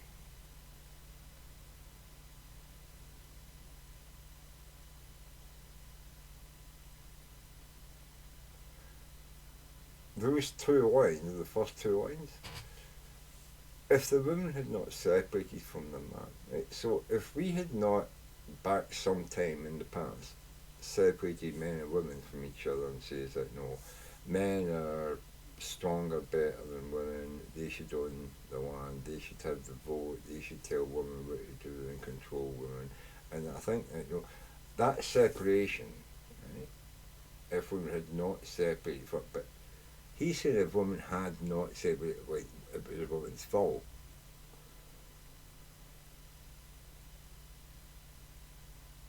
I would say if women had not been separated, had not, if, oh yeah, oh, it does say that, if the woman had not been, been separated from man, right, or men, she would not have died all women, because women and men are dying. We die every day as individuals because of the way that men and women have been separated. And I think that these two lines actually are prophetic in how our civilization has become so singular, so lonely, I remember as a child that I know people go, oh, I don't even know, am I a boomer? I was born in the 60s. Am I even before boomerism? I don't fucking know. Am I on the cusp of fucking, I don't know. Am I a bit, I'm probably a bit a boomer, I don't know. I don't care anything about that shit. It's all fucking crap. People talking shit about each other and lyrical fucking little party pantry fucking conversation terms. Look, we're all fucking human beings, right? And we've got to try and understand why we're fucking getting on and why we're not getting on. And when you find out why you're getting on, you promote that. And when you find out why you're not getting on, you try not to promote that. You try to get people to not do that shit, It's like, if you live in a close, right, you've got, say, 4 houses with a stairwell connecting all the doors, you come out in a stairwell to get down and get into the street, and your teenage kids, there's 4 households, you've all got a teenage kid, and they all gather in the course at night outside the house where their parents can't see them, they smoke dope, drink beer, and piss on the fucking stair, so that your clothes stinks of piss, right? Are you going to take any responsibility for your kids and stop them pissing the fucking stair? Or are you going to go out there and fucking wash it down with fucking bleach every fucking night? Now, take that and look at it society-wise. We do lots of fucking retarded fucking shit in our societies. And I'm not talking about treating the kids leniently, I'm talking about giving the kids nothing to do. Kids between the age of, well, being born and probably fucking 18 need to be busy, right? And I don't want to come up with that shit fucking, the devil has worked for idle hands. It's bullshit, but I tell you what, if you leave some children bored by themselves in a wee group, they'll come up with some of the most devilish fucking plans you've ever fucking thought of, right? and they will think it's funny, and it might be funny to them because they're children. They don't know the consequences, the impact, the effect on people who have had other experiences in life which they don't know about, and they might be triggering something. They don't know. They're just kids, and we treat them like adults sometimes when they do terrible things. Well, yeah, sometimes they deserve to be treated like adults when they do terrible things, but sometimes we say they've done terrible things when it's really just kids getting a bit out of hand because they've not had any adult supervision, proper adult supervision. And I don't mean going to fucking church and reading the fucking, the Bible or any of that shit. I'm talking about civics. Taking them on courses, letting people from different areas interact with each other on school missions to accomplish something that they have to work together with, showing that they can actually work together with people from a different area from them simply by having someone who can direct them and give them information. You understand? I don't know why this is a fucking hard thing to understand. Every school could have an inter-school relationship where your school pupils, a couple of times a year, interact with each other to build a structure that they light up at, say, Halloween or fucking Christmas or New Year. You know what I'm saying? Just one of those a year you pick in the school, what's the water, and these are the things that builds community and gets your kids working together with each other from different schools, different areas, and understanding that, you know what, not everybody's bad, and it will also point out to you who are the bullies and fucktards are who want to fuck things up. You will catch them pretty quick because they'll be the fuckers trying to make sure that fucking things don't work. And then you can just ban those fuckers from ever holding public office or running a fucking company, because those are cunts that are going to scam bastards or fuck the country up because they don't know shit and they're not interested in learning anything. They just want to bully people into doing what they want, like Trump. Anyway, I think let's move on. The world is full of such oppositions and dualities, not only male and female, but good and bad, up and down, inside and outside, etc. The perfect human, the principle of humanity which exists in the pleroma, was androgynous, and it is only in this world that the human is separated into male and female. This reunion of male and female also probably refers to a reunion of soul and spirit, psyche and pneuma in Greek, to their original state of union in the true divine self of the human. At the same time, this might also be a reference, or certainly seems to be connected to, the common idea in Gnostic cosmology that the divine eons in the pleroma are usually conceived of as existing in male-female pairs.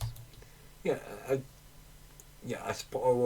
sorry, I don't want to stop again one time, but yeah, he's talking about this, but I mean, not all religions were male dominated. Male dominated, male hierarchy. I mean, a lot of older religions were female dominated. The gods that they believed in were female, because female was the god of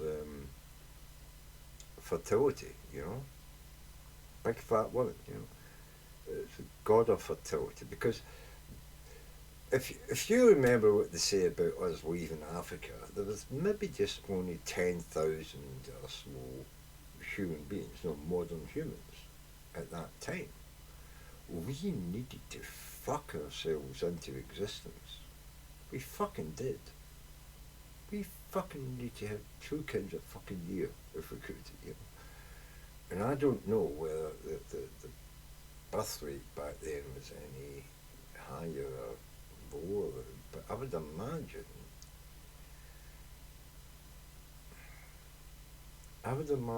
you wouldn't be marrying one man, one woman. gone by the fact that they had absolutely no health care whatsoever, worse than America, because they didn't even have a pharmacy where if you had money you could go and buy painkillers, right? I imagine a lot of children, and maybe women and children, died in birth back then. So you would probably be having 5 or 6 or 7 women to each man in growing communities. And each man would probably be having to look after, I would say, at least 2 or 3 women. Some would have 6, 7, 8, 10, they would be, the big king of the fucking cave or whatever you fucking want. And some people might only have 1 or 2 or 3. But I mean, every man would have more than one wife, I would think, because there's no certainty your wife's going to survive birth. So you can't just have one. You know what I mean? I know this sounds callous, what I'm saying, but I'm just thinking back into this time when we were fucking struggling to survive. And people are thinking that we can put the morals and mores of the Bible on that time. Are you fucking kidding me? 200 million years ago, when we were coming down out the fucking trees and walking on our feet, yeah, still monkeys, apes, rather, still apes, but yeah, but I'm talking about just like 200,000 years ago. 200,000 years ago, we were humans, and there was a lot of us. 250,000 years ago, yeah, probably like a couple of thousand. A couple of years before that, down to 10,000. I mean, and a couple of years we went from 10,000 to maybe 100, 200,000, and spread across the world. And look at 8 billion people now. 8 fucking billion. And a lot of us still stupid enough to think there's a God that thinks specifically about you and about your life, and he listens to you when you pray to him. 8 billion people. God's listening to you. I think there's only like 160,000 people going to, I think there's 3 doctors' offices in my area with, I think, something like 5 or 6 doctors in each surgery. So say 18 doctors in my area for about 160,000 people. Yeah, fucking hard going for them. I don't know what's around 160,000. I don't really know what the catchment area is, but it's got to be over 100,000, right, for 18 doctors. But they managed to fucking deal with it, because that's what's happened. The system is broken down, it's not working right, they're fucking struggling with it. Fucking me, the amount of time things have changed, and how they're dealing with systems, and how they're taking your calls, and how you've got to apply for appointments. And yeah, it's been changing 3-4 times in the last 2 years, since COVID, and well, it's not even post-COVID, there's still shit popping up, right? But yeah, they're trying to change. Fucking religion? Has a religion ever tried to fucking change one iota what it fucking does when it learns anything new? No, they just say, oh, we don't like that bit, we just fucking kick it out, and we just stick with what we know. You can't believe that shit. But just like in many other so-called Gnostic texts, if we can call this one that, there's an emphasis on the ugliness of this world, the prison from which we must escape. Unlike the other Christians who interpret scripture literally and misunderstand Christ's message and the nature of the world, the true community knows the esoteric truths and aim to escape the world. There's one thing I just want to say. Nobody knows what Jesus' message was, because everybody argues about what it was. So if nobody can agree on it, then we don't know what his message was. What we do know was, it wasn't let's kick all the blacks and browns and shut the border. Yeah. And body, instead clothing themselves with a body of light and live out a spiritual existence. Quote, "This world is a corpse eater. All things that are eaten die as well. Truth is a life eater. For this reason, none of those nourished by the truth will die. Jesus came from that place, and he brought nourishment from there. To those who desired, he gave life so that they might not die." Like we said, Um, Let me just go back to that. Right. This has some connotations into other stuff that you'll read in the St. James Bible. Not the first part. There is some corpse eater stuff, but I think that's at the really far end of the present Bible. God, I should get my Bible and start looking up again. My brain's a bit. I'm very drunk and stoned. I'm about 4 hours drink, but not down here. To those who desire to give life so that they might not die. This here is definitely a passage that is taken from this and is in the actual Bible. And he brought nourishment from there. Jesus came from that place, and he brought nourishment from there. To those who desired, he gave life so that they might not die. This, from the Jesus thing through there, is very reminiscent. I can't know. I'm trying to think in my British ordinary brain. It reminds me of a passage I've heard, but this might be putting me off. I don't. This world is a corpses of all things that are eaten die as well.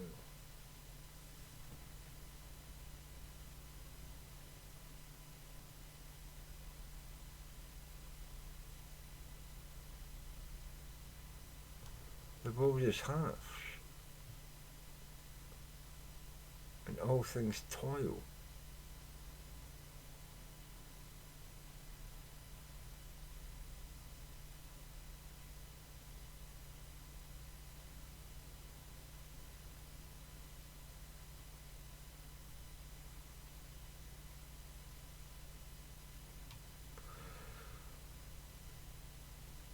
This reminds me of something. I wish I'd read my Bible more recently, but I haven't read it in like 20 years.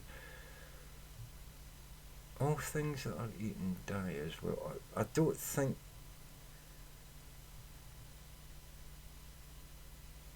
I don't think it means that the world is a corpse eater. I think the world produces corpses. No, the world, life is hard and ends in death, basically. So this is like a chapter you would find in a prose Bible, you know. Things that are eaten die as well. There's things in the Bible about the consumption of death.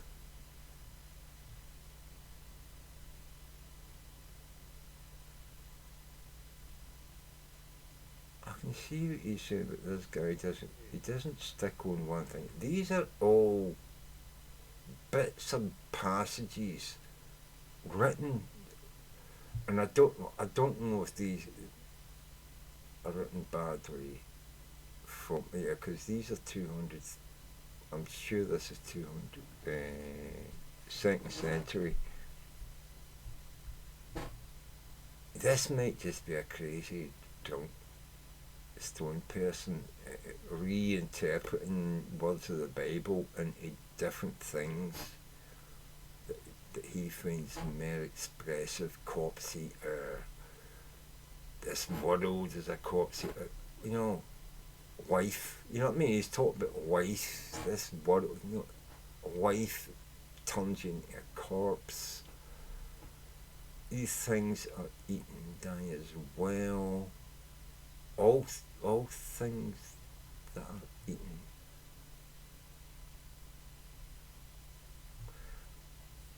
thought I kind of knew kind of what this was. All things that are eaten die as well. I'm sure there's a phrase in the King James that will resemble this as well. If we can decipher what they mean by die as well.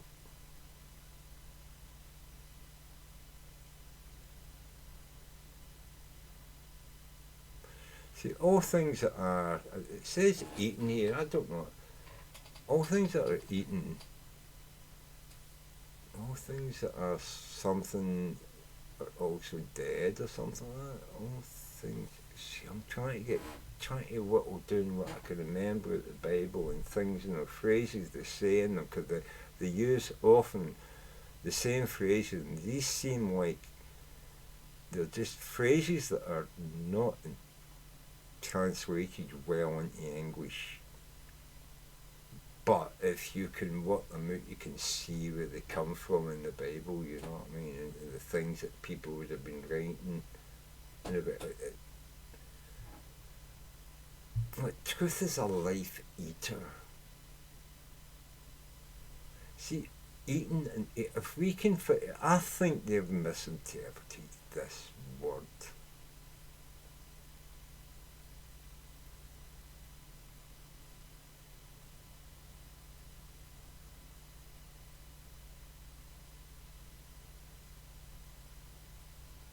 See,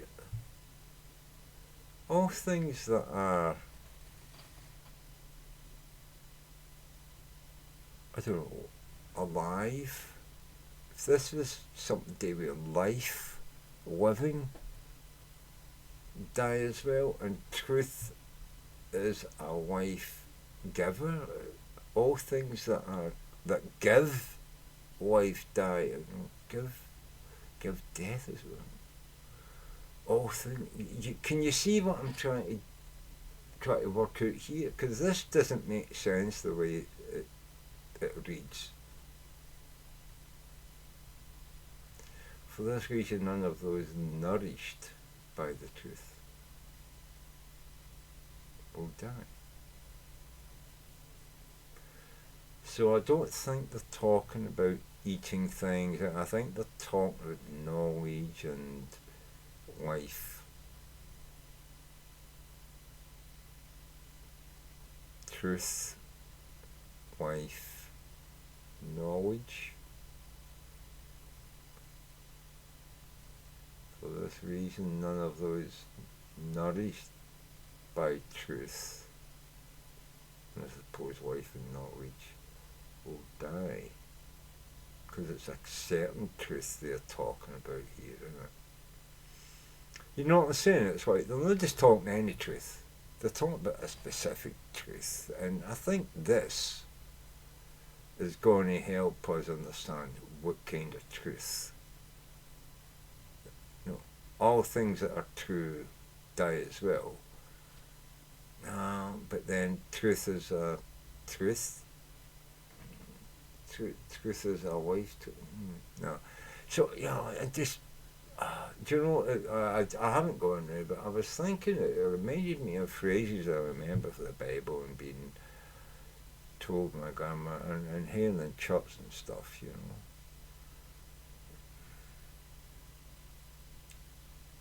Jesus came from that place and he brought nourishment from there. If we had been out of that,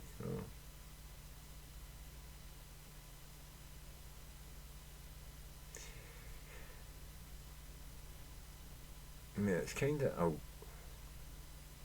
it's weird that what I think that the phrases mean actually means something different in English from what it's saying in English. Without, we don't talk about corpse eaters today, and I'm sure they didn't talk about. I'm sure corpse eater, even if that's what it says in their language, I'm sure if they said it in relation to the world, they would know that it didn't mean corpse eater. It would mean something else, like storm or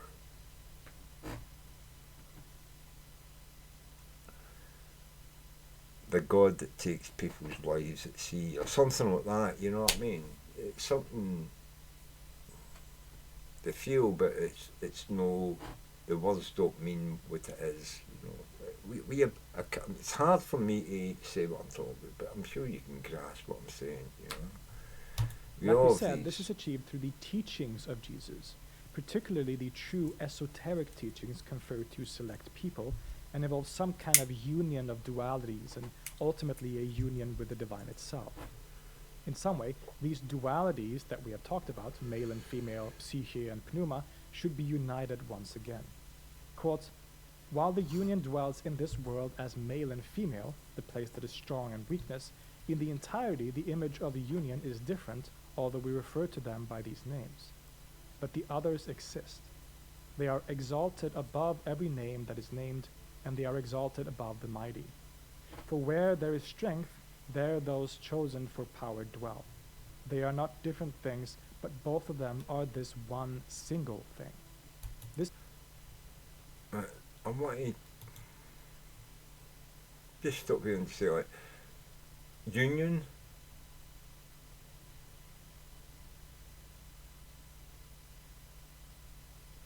Male, female, does that actually say in that text male, female? Or is it a kind of male and a kind of female? I mean, it's what, and then where the union dwells. What union are they talking about? Between male and female, between God and man, or the place that is strong and weakness and the eternity, or the union is different. If they're talking about something that's to do with a union, could this be a palace or something? You know, where rich people, great people have power and stuff like that. And the eternity image of the union is different, and they talk about maybe it's changed. A male-female thing has changed.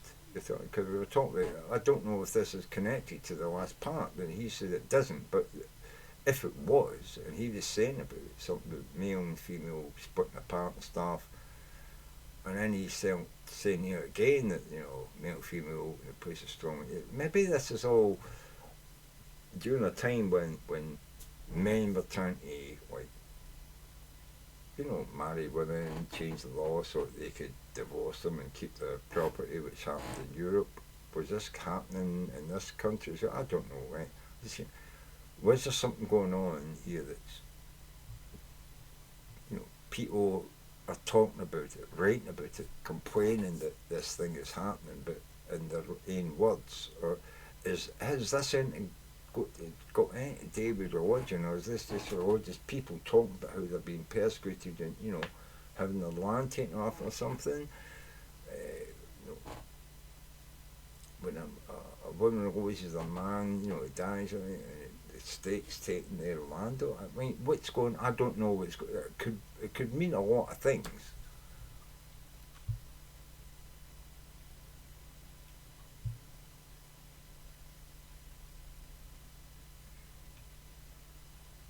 See, there, exalted above every name, and that is named in there. Exalted above the mighty. Well, in the Middle East today, martyrs are exalted.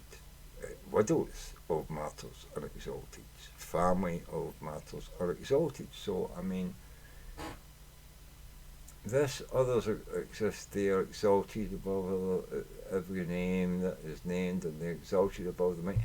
That doesn't mean anything unless you know the context of what this means. Because, as I say, this could just be someone talking about their family member who's died and how exalted the family members, other family members are who have, you know, come to the funeral or the burial or something, you know, or contributed to the, you know, building a tomb or something. You don't know what this is.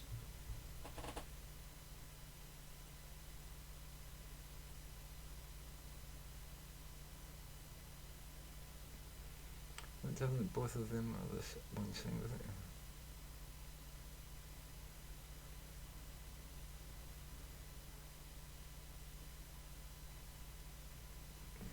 Yeah, I mean, doesn't say anything about God. Even religion, I mean, this could just be like a prayer of strength to a family who have lost somebody. It doesn't need to be a text of any Bible, of you know what I mean? I mean, this are the things that people say at funerals.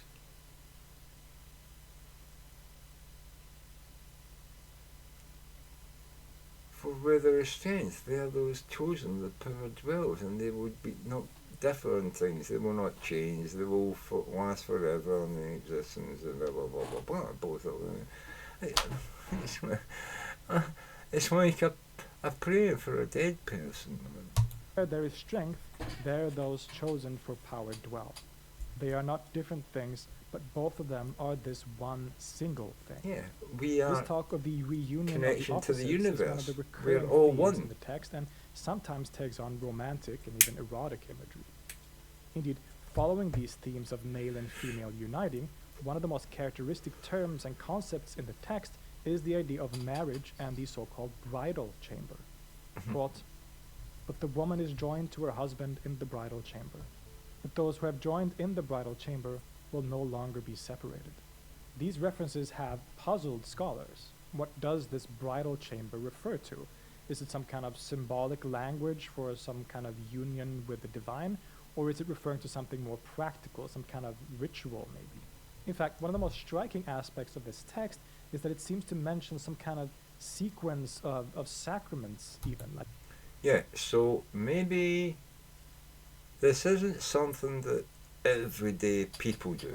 I mean, I'm sure we've all seen the marriage of royalty in Britain, you know, where they have a huge big disco, you know, in a church, you know what I mean, and everybody wears one of the best outfits and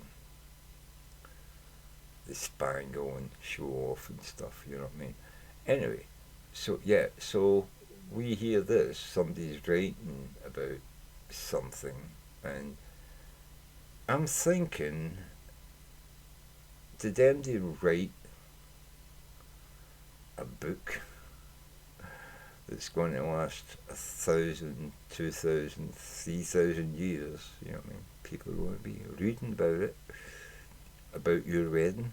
No, they fucking didn't. Do you think people are going to be reading about Queen Elizabeth's wedding in 1,000 years?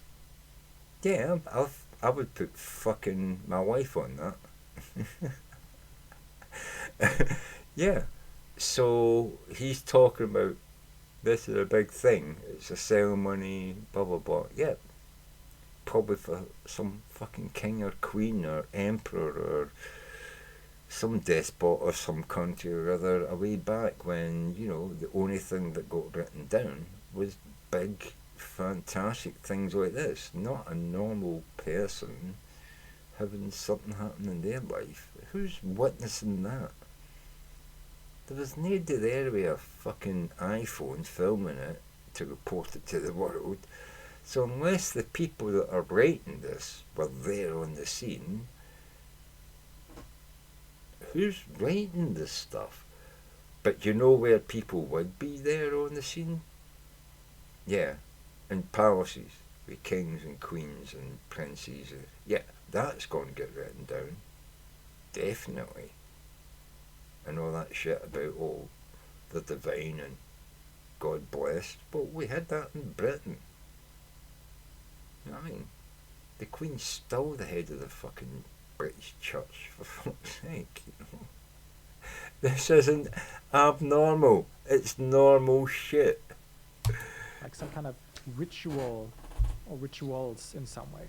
Now, we don't know anything really about Gnostic or Valentinian rituals, like how the Valentinians actually practiced their form of Christianity, but in this text, there seems to be a mention of some kind of sequence of rituals.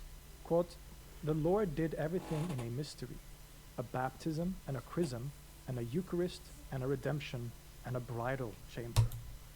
I remember something from the King James Bible about the Lord do, moves in mysterious ways. Yeah. And all about the baptism, charisma, and Eucharist. They talk about magic and stuff like that, incantations and stuff. Yeah. And they talk about redemption. They do talk about you can save your soul by redeeming yourself by what is it the Catholics do? The confessing your sins, taking Jesus into your heart, right? And a bridal chamber. I don't know. See, this is like again. I think this is a mistake. I don't think it's a bridal chamber, right? He keeps going on about this. He's mentioning it. I think this is a. I think maybe that this is not what he said. Not only is this striking in the sense of using baptism and Eucharist as sacraments or rituals, which are certainly more associated with Orthodox Christianity, which this text and those like it seem to reject so strongly, although it seems pretty clear that they interpret these rituals. Back in a second.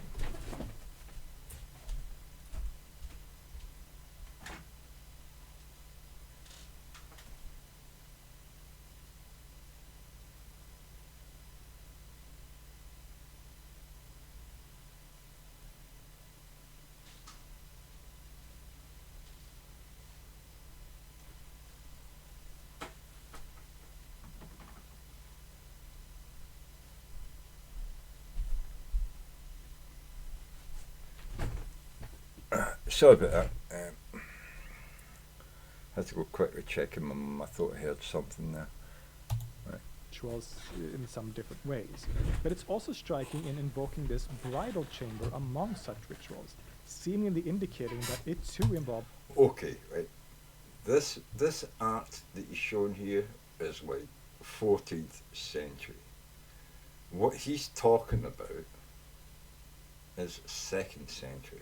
Right? So there's fucking no way that the bridal chamber he thinks he's talking about has anything to do with it. I don't know why he's showing you this picture. This is not a bridal chamber. This is a picture of when a king and married a queen, especially she might be for a foreign country. There used to be like 12 or 13 or 14 people who would stand in the room while you had sex with your newly wedded bride, who was now the Queen of England, and to prove that you were the person who fucked her, and therefore they could say for certain that if she was pregnant, it was by you, This was what it was all about, to prove its succession to the throne. That's what all this shite was all about. They had to do it in front of people, you know what I mean? Of some kind of practice, maybe even some kind of sexual one. The idea that these quote-unquote Gnostic groups performed some kind of sexual rituals was often used as a kind of argument by their enemies to discredit the movement. For example, in his classic text Against the Heresies, Irenaeus says, quote, "For some of them prepare a bridal chamber and perform a sort of mystic rite pronouncing certain expressions with those who are being initiated, and affirm that it is a spiritual marriage which is celebrated by them after the likeness of the conjunctions above." We seem. So that was the problem with one of these religious sects. This sect was performing, like, they might gather around and put a veil over the bed, and two people, the new bride and groom go in, and they all sing and bang drums and get stoned and eat mushrooms and all that. Drink fucking wine, and the people in bed go, ooh, ooh, ooh, ah, you know what I mean? And people, they open the curtain and they look at the bed, it's a bit blood and go, oh, she's a virgin, oh. And it's the first thing, they probably put a bit of fucking chicken bone in there and rubbed it on the fucking, who knows what people pulled to fucking get away with it. But they certainly did that shit, I guarantee you. Human beings, we will fucking get out of things when we want to, you know what I mean? Who knows who the fucking father is of half the people who were kings and queens around the world? Nobody.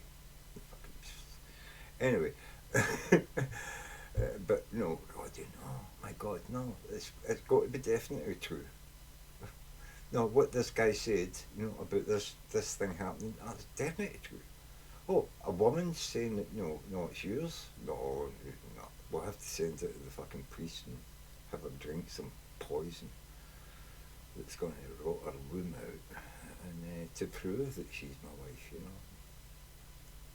I'm sorry, guys. The horrible things that religion did to women to prove that she was pious and religious, and what they did to people to prove they were pious, and what you will do today to people to prove they were pious, the shit you will do to your religious system.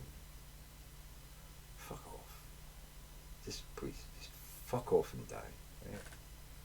It can't happen fast enough to me. Simply don't know exactly what this bridal chamber thing actually means in this text. The gospel mentions it several times. It's one of the most recurring themes in the entire text. And it seems also to indicate that it is the sort of highest achievement, the highest spiritual achievement on this, path or in this tradition or whatever. They actually use a kind of allegory in the text, comparing these sacraments, these rituals, with the temple in Jerusalem, which has sort of increasing or sort of maybe descending or ascending levels of holiness, right? So the first baptism is sort of the outer courts of the temple, and then chrism is like you go into the next room, and then further and further in, and the bridal chamber is represented by the Holy of Holies, right? The holiest part of the temple where only the high priest could enter, and where the sorry about that, not, guys. of course, in Jerusalem, but where in other places, like the actual Sorry. image of the god would be housed in this most inner sanctum, right? So the bridal chamber seems, in this allegory, is like the most holy, the most sacred and profound peak of the spiritual, maybe experience or path or whatever is going on here. I think that this imagery certainly has something to do with divine union. The whole text talks about the dichotomy of male and female. I don't know what he's talking about by divine union, right? I think what was going on was a wedding ceremony, and they were trying to sanctify it by making it sanctified by God, you know. I think that's what they were trying to do. I think that's what that text is. It might be a prayer said during the bridal ceremony of, a king or a leader of a village or some fucking thing, Who knows, we don't know. But it seems to me like that's the kind of thing it is. Looking at human beings, we're not that difficult to interpret.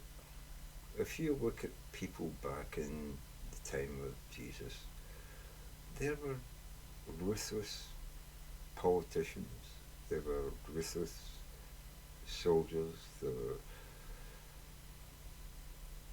women of the night, you might call them, there were thieves and cut purses, there were gay people, there were transgender, there was basically all the kind of people we have today back then. And in fact, back then we were probably more accepted. We've got kind of irritated with people being different from us, you know what I mean? We've kind of got upset that nobody else is like us, But as we become more and more individual, you're an individual.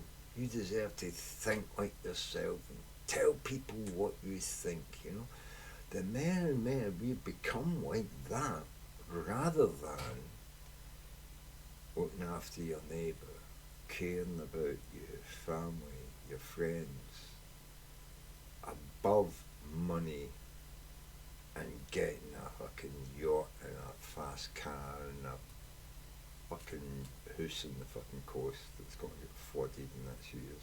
Who gives a fuck? And telling her that your local, well, your yearly family Christmas, I mean, how well you're doing, and them a humming and yeah, great, and moving off to talk to somebody else about the pickle that they brought, because it's more interesting than your conversation. You've got to learn, man, Fuck me.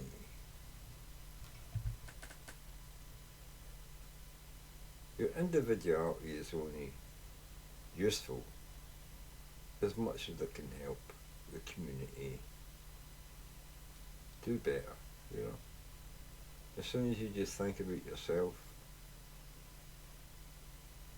you're not even thinking about your family, are you? You think you are. I'm paying for them. I'm paying for everything. But then you expect them to turn around and thank you for it when you haven't talked to them about what you're doing to give them all that. You haven't told them about other people you've stiffed and fucked over. Because that would be horrible, wouldn't it, for them to think how horrible a person you are. Well, that's it. Don't do a thing you can't tell your family about. Don't do things you would say in front of your mum.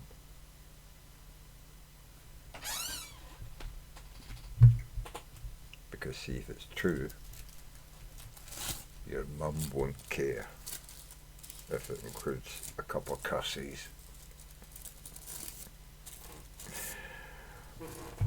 And thrusting an object up somebody's anus, she might even laugh at it if she fucking thinks you're right and that person deserves it.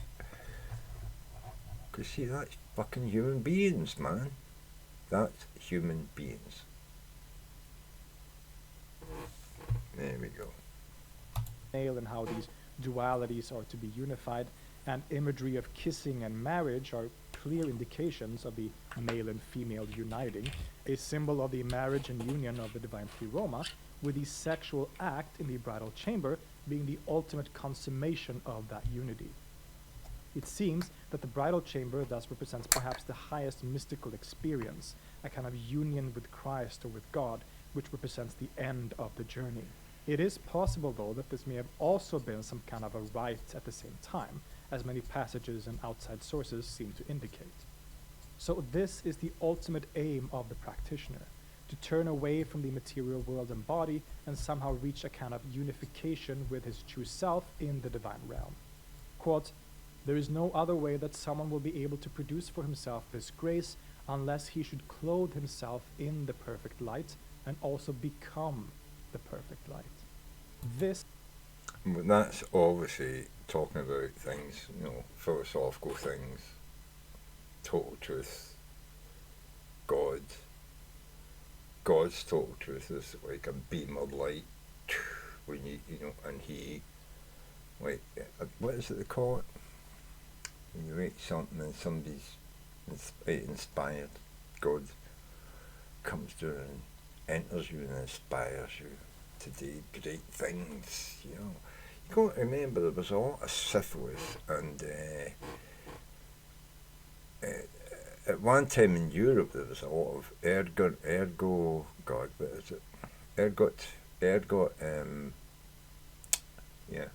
a lot of ergot fungus in the rye grain, which a lot of people grew rye grain back there, not wheat grain, and that produced, the fungus produced an odd effect when you cooked and ate it.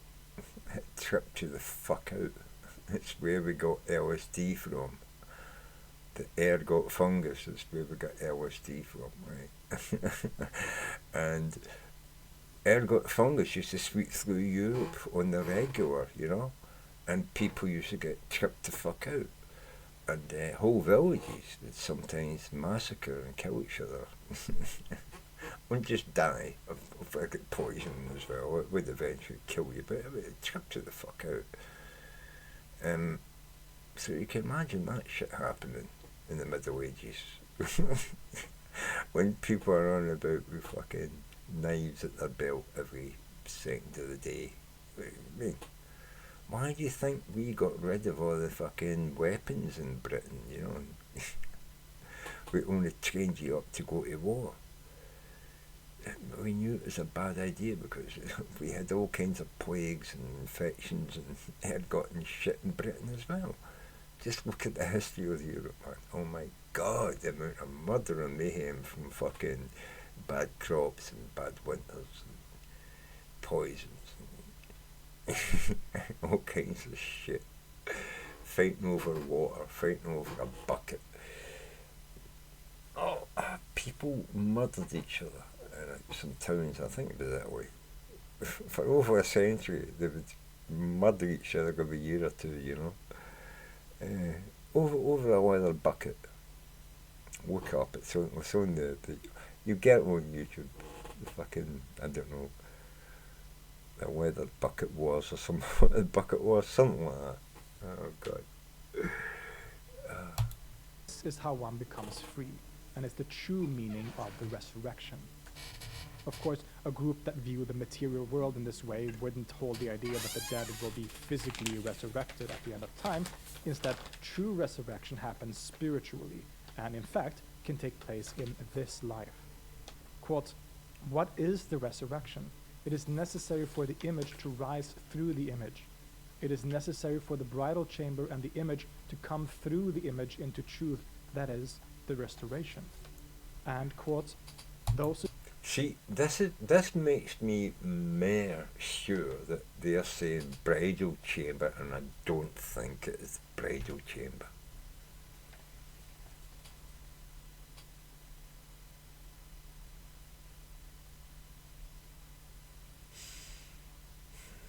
So what could bridal chamber symbolize? What could they be saying here? Something maybe to do with, if not birth, then insemination.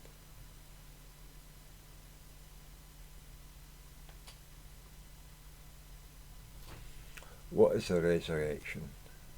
Do they mean resurrection as in the way we mean it? I don't know. It is necessary for the image to rise through the image.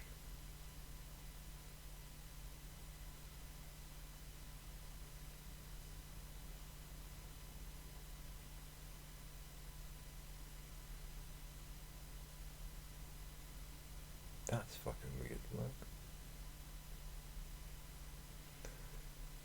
It's necessary for the bridal chamber and the image to come through the image into truth.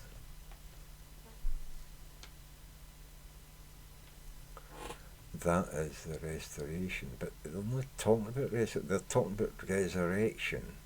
Yeah, I think this is just meaningless gibberish. This is just somebody out their nut just saying stuff that they're just, their brain's just like, it's like they're coked up, right? They're coked up and trying to sell you something, you know. What is a resurrection? It is necessary for the image to rise through the image. It is necessary for the bridal chamber and the image to come through the image into truth. That is the restoration. He's talking about resurrection, not restoration. He totally forgets what he's talking about. I think even here he forgets it's necessary for the image, and then I think here he just tries to, he doesn't know, he just image to image, mirrors to mirrors, black and white, reverse things, turn things upside down and say shite, and you know, people think you're talking to God because normal people don't talk like that. And in this day and age, I think all these people just thought, yeah, he's getting words for God. Those who say they will die first and then rise are in error. What? If they do not first receive the resurrection while they are alive, but when they die, they will not receive anything. See, this is where the Bible gets that thing, you know, if you don't ask Jesus first, then you're not getting, you're going to hell. You know, this is very similar. Well, I read these words, and that's what I can see in these words. It's translated into the St. James Bible, you know, that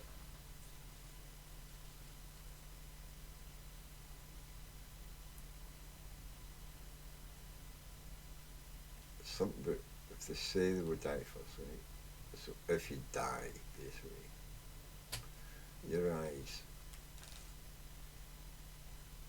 you're in error. That's not what happens if they do not first receive the resurrection, right? So basically, if you don't first, before you die, receive this is like, you know, absolution is what the Catholics say. You know, get absolved of your sin before you die, and the Protestants in America say if you don't accept Jesus, you know, into your heart while you're alive, then when you die you'll receive nothing. You know, so yeah. So these, this is just that phrase. It's just expressed in that more cryptic, older language. But that's what that basically to me is saying. You know, if you're a Catholic and you don't get absolution when you're dying, you know what I mean? You know, your last rites, you don't get anything. And for a Protestant, if you don't accept Jesus into your life before you die, yeah, well, I don't think it's all Protestants. I mean, I'm Church of Scotland. I was baptised before I knew anything about any of this, right? So they saved me before I had a choice. I had no choice in it. How free is that in America, right? I was baptised into the Church of Scotland, which means that I get into heaven. Because that's what my church says. If you're baptised, the door's open to you.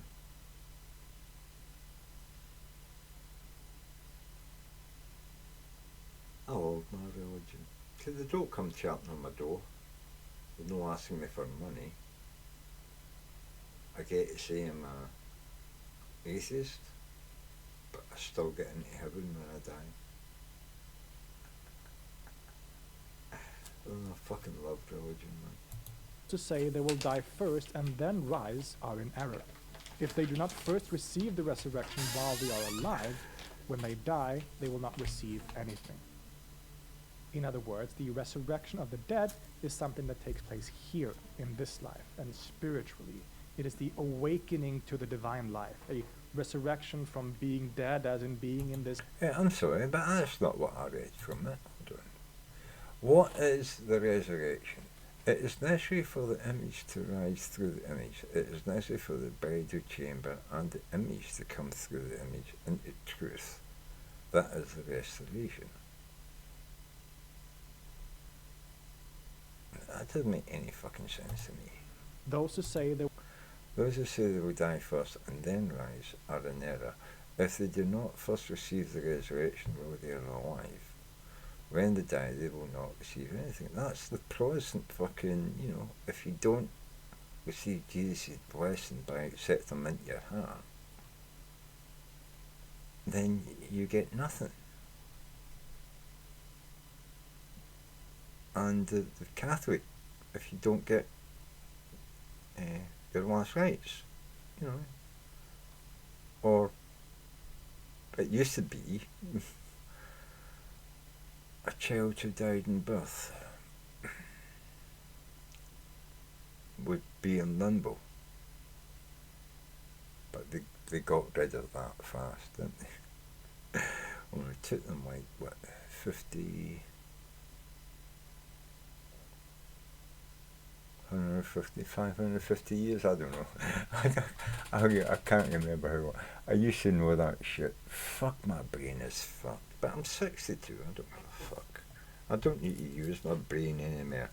Because I can say things and you can say, oh, you're a dirty cheating liar, and I can say, well, go and Google it. And then you'll say, well, I Googled it and you're wrong. It wasn't that date, it was that date. But I'll say to you, yeah, but is the facts right? You know, is the facts right? Okay, they didn't do it at the time, I said they did it, but did they do it? Yeah, they did, you know. So, that's, you know, that's the thing about religious people. They go, oh yeah, right. Well, it was the wrong year. That's right. I don't give a fuck, you know.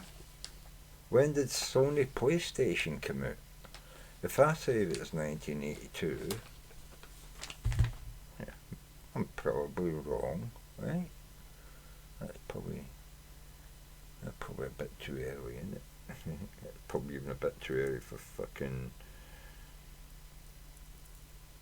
Atari, the Amiga. Anyway, so, but you know, you can say, oh, you're fucking wrong. It wasn't that year. And I say, yeah, but they still invented the Atari and the Amiga, right? Yeah, so, you know, that's what I'm saying. It's like, you can't just come in and say, oh, I beat you on the date. And it's like, no, we're talking about the fucking facts. We're talking about the thing.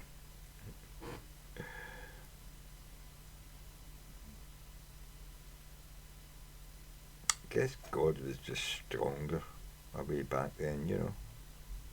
When you draw the Jesus he's running about, you know.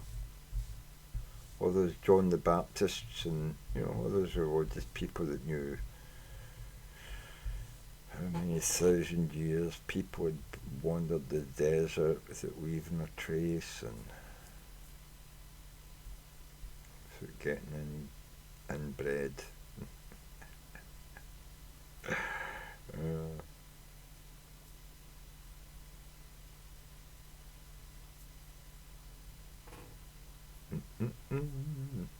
Sorry, I should put that back on. They will die first and then rise are in error, awakening and being resurrected, restored in the divine realm, which is our true home.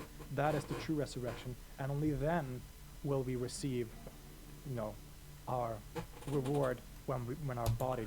See, I thought this guy was like a European Christian or maybe a European atheist. A European Christian has become an atheist or something.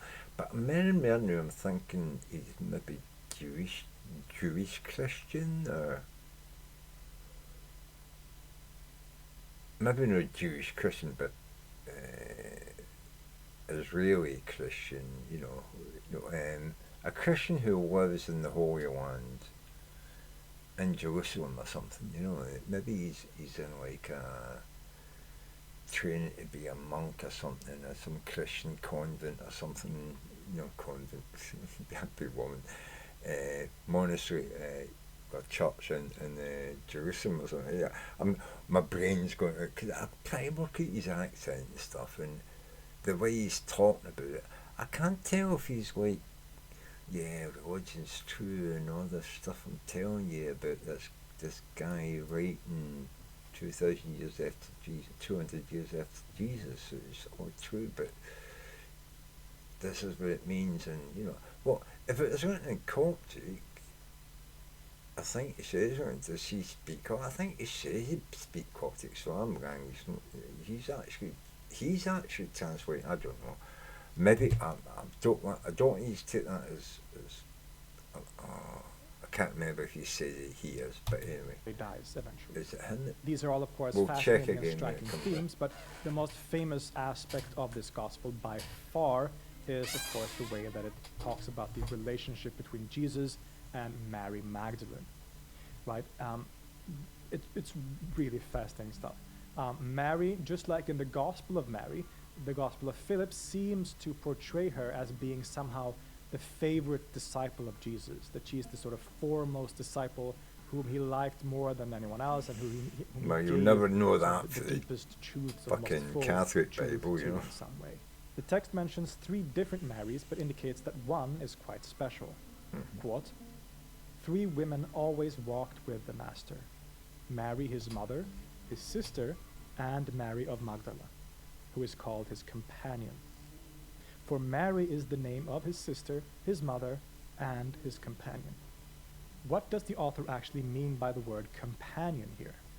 Is it simply something equivalent to disciple or companion in that sense? No, Well, no. a section later on seems to clarify this and makes a statement that may appear shocking and controversial to many. Quote, "The companion of the Savior is Mary of Magdala. The Savior loved her more than all the disciples, and he used to kiss her often on her." And here we have perhaps one of the most frustrating lacunas in history. The very last word in the sentence is missing, so we don't know what it is that Jesus used to kiss.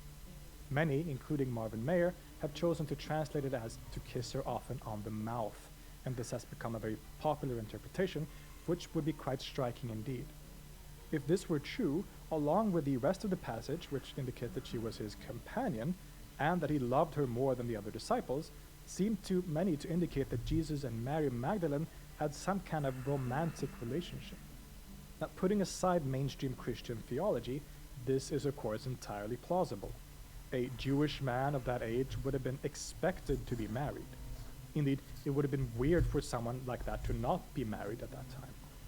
But taking into account Christian theology and Christology, this is of course quite problematic in many different ways.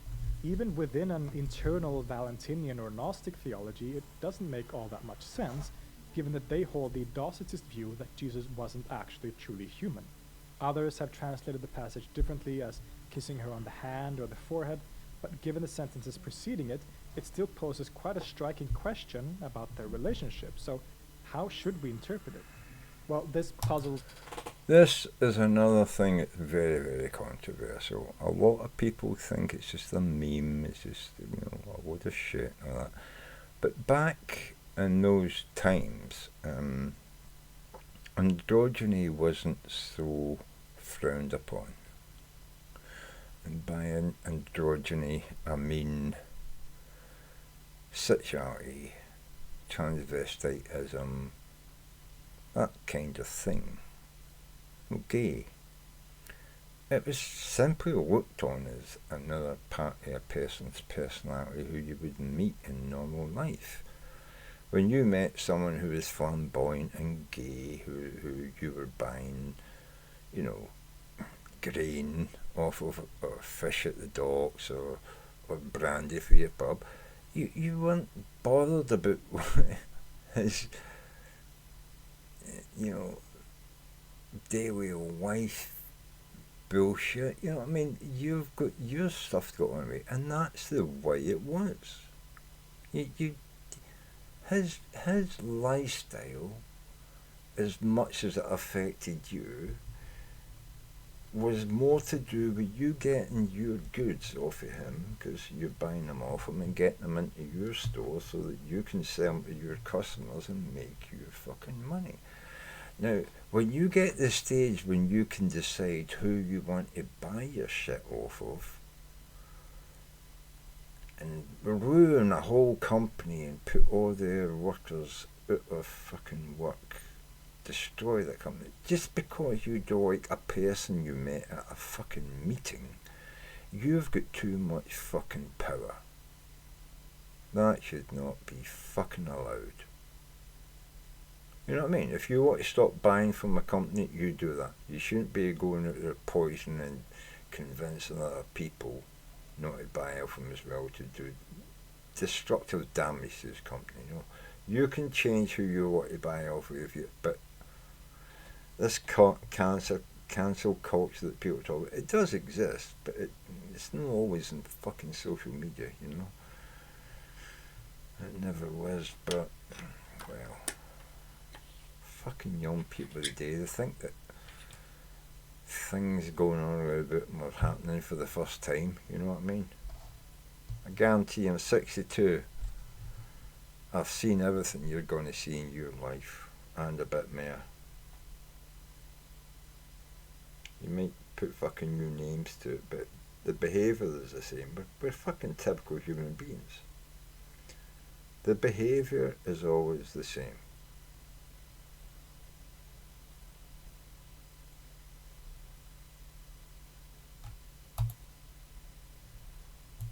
actual scholars on the topic, so I won't pretend to know better than them, of course, but I do think it is worthwhile considering the wider context of the text and its themes. As we've seen, we find the recurring theme of kissing, marriage, and the bridal chamber as symbols of divine ascent and symbols of divine truth. It certainly seems that these passages indicate that Mary Magdalene had a special role among the disciples as the foremost one who inherited the true teachings of Jesus, which, like we said, is a theme in the Gospel. Wait. He went from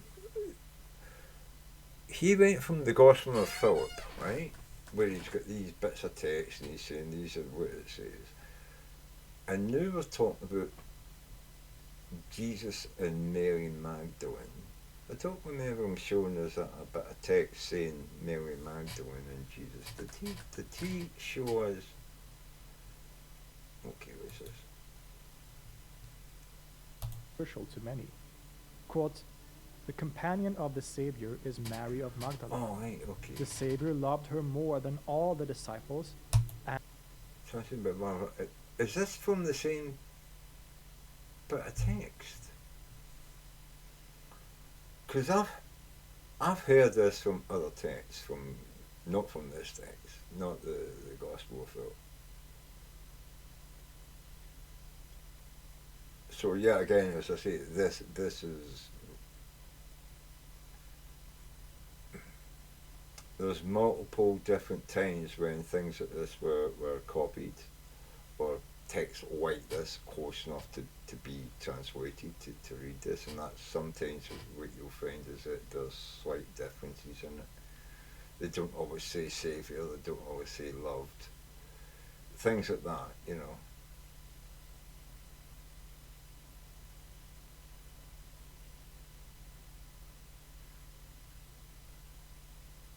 But see, I think some people translate them and they'll put in there that Jesus liked her more, or she was Jesus' favourite. So, yeah, I mean, because more modern people translate into this into more modern English. What I'm trying to do, you know, and that's how it gets shortened down. I'm doing it as well. I'm changing the Bible by saying this, you know what I mean? You could just take the Saviour love and just say Jesus liked her more than any other disciple, and you could cut that out and just say he kissed her often. Don't need he used to kiss her often. No, he kissed her often, you know. So yeah, this is the way you shrink down old translations, and but then you're losing more and more of what the original text was, you know. And he used to kiss her often on her. And here we have perhaps one of the most frustrating lacunas in history. The very last word in the sentence is missing, so we don't know what it is that Jesus used to kiss. Many, including Marvin Mayer, have chosen to translate it as to kiss her often on the mouth, and this has become a very popular interpretation, which would be quite striking indeed. If this were true, along with the rest of the passage, which indicates that she was his companion, and that he loved her more than the other disciples, seemed to many to indicate that Jesus and Mary Magdalene had some kind of romantic relationship. Now, putting aside mainstream Christian theology, this is of course entirely plausible. A Jewish man of that age would have been expected to be married. Indeed, it would have been weird for someone like that to not be married at that time. But taking into account Christian theology and Christology, this is of course quite problematic in many different ways. Even within an internal Valentinian or Gnostic theology, it doesn't make... Yeah, people have a weird idea about this time in the world, right? The average death would be about 39, right? Just imagine if by the time you're 39, 50% of the people you knew and 50% of all the people in your area who were born the same year as you are dead. 50% mortality at 39. That's what you could expect back then in this day and age. And that would have been a higher mortality for kids. I mean, you talk about your family might have 3 or 4 or 5 or 7 kids, but they probably had 13 and 5 of them are dead. You know what I mean? And some of your siblings are going to die by the time you reach teenage years and your 20s. You know, from injuries and falls and work-related accidents, etc. You know, it's a different fucking world. You know,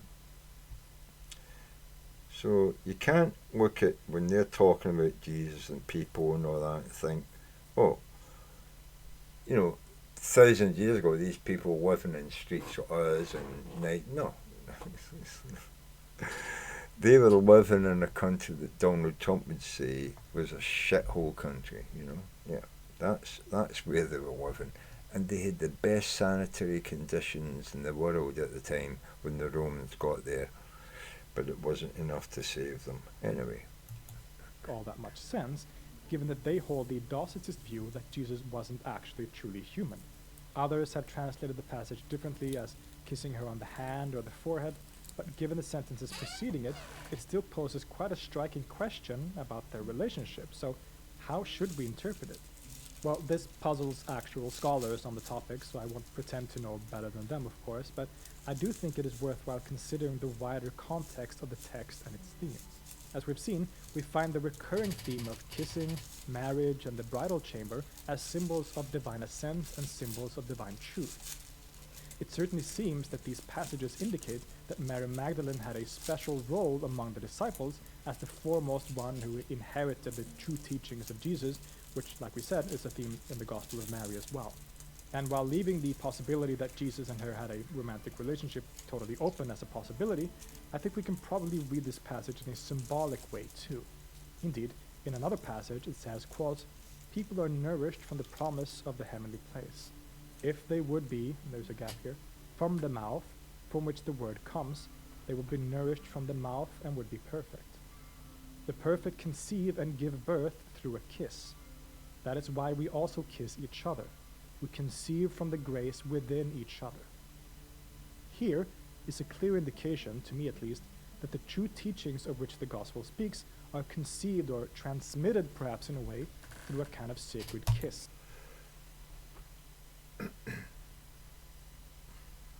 Well, this reminds me of a kind of symbolism of passing breath, you know, passing your life. You know, you could back in these times, they believed that your spirit, your soul, and all that was in your breath, and you know your soul was either stolen when you lost your breath, taken out of you, and therefore you stopped breathing, or it was locked inside you and you couldn't breathe, you know, without, you couldn't talk. So, you know, there was those people who thought it was trapped inside you, and those people who thought, you know, it escaped or was dragged out, you'd stolen, you know, and this brought up, you know, soul stealers and, you know, things like that. These are things from a way, way, way back, but they used to, when you see kissing, you see that they're never touching lips. What I think people did is they went up and breathed on each other, you know. They breathe, you know, they got face to face and breathed on each other.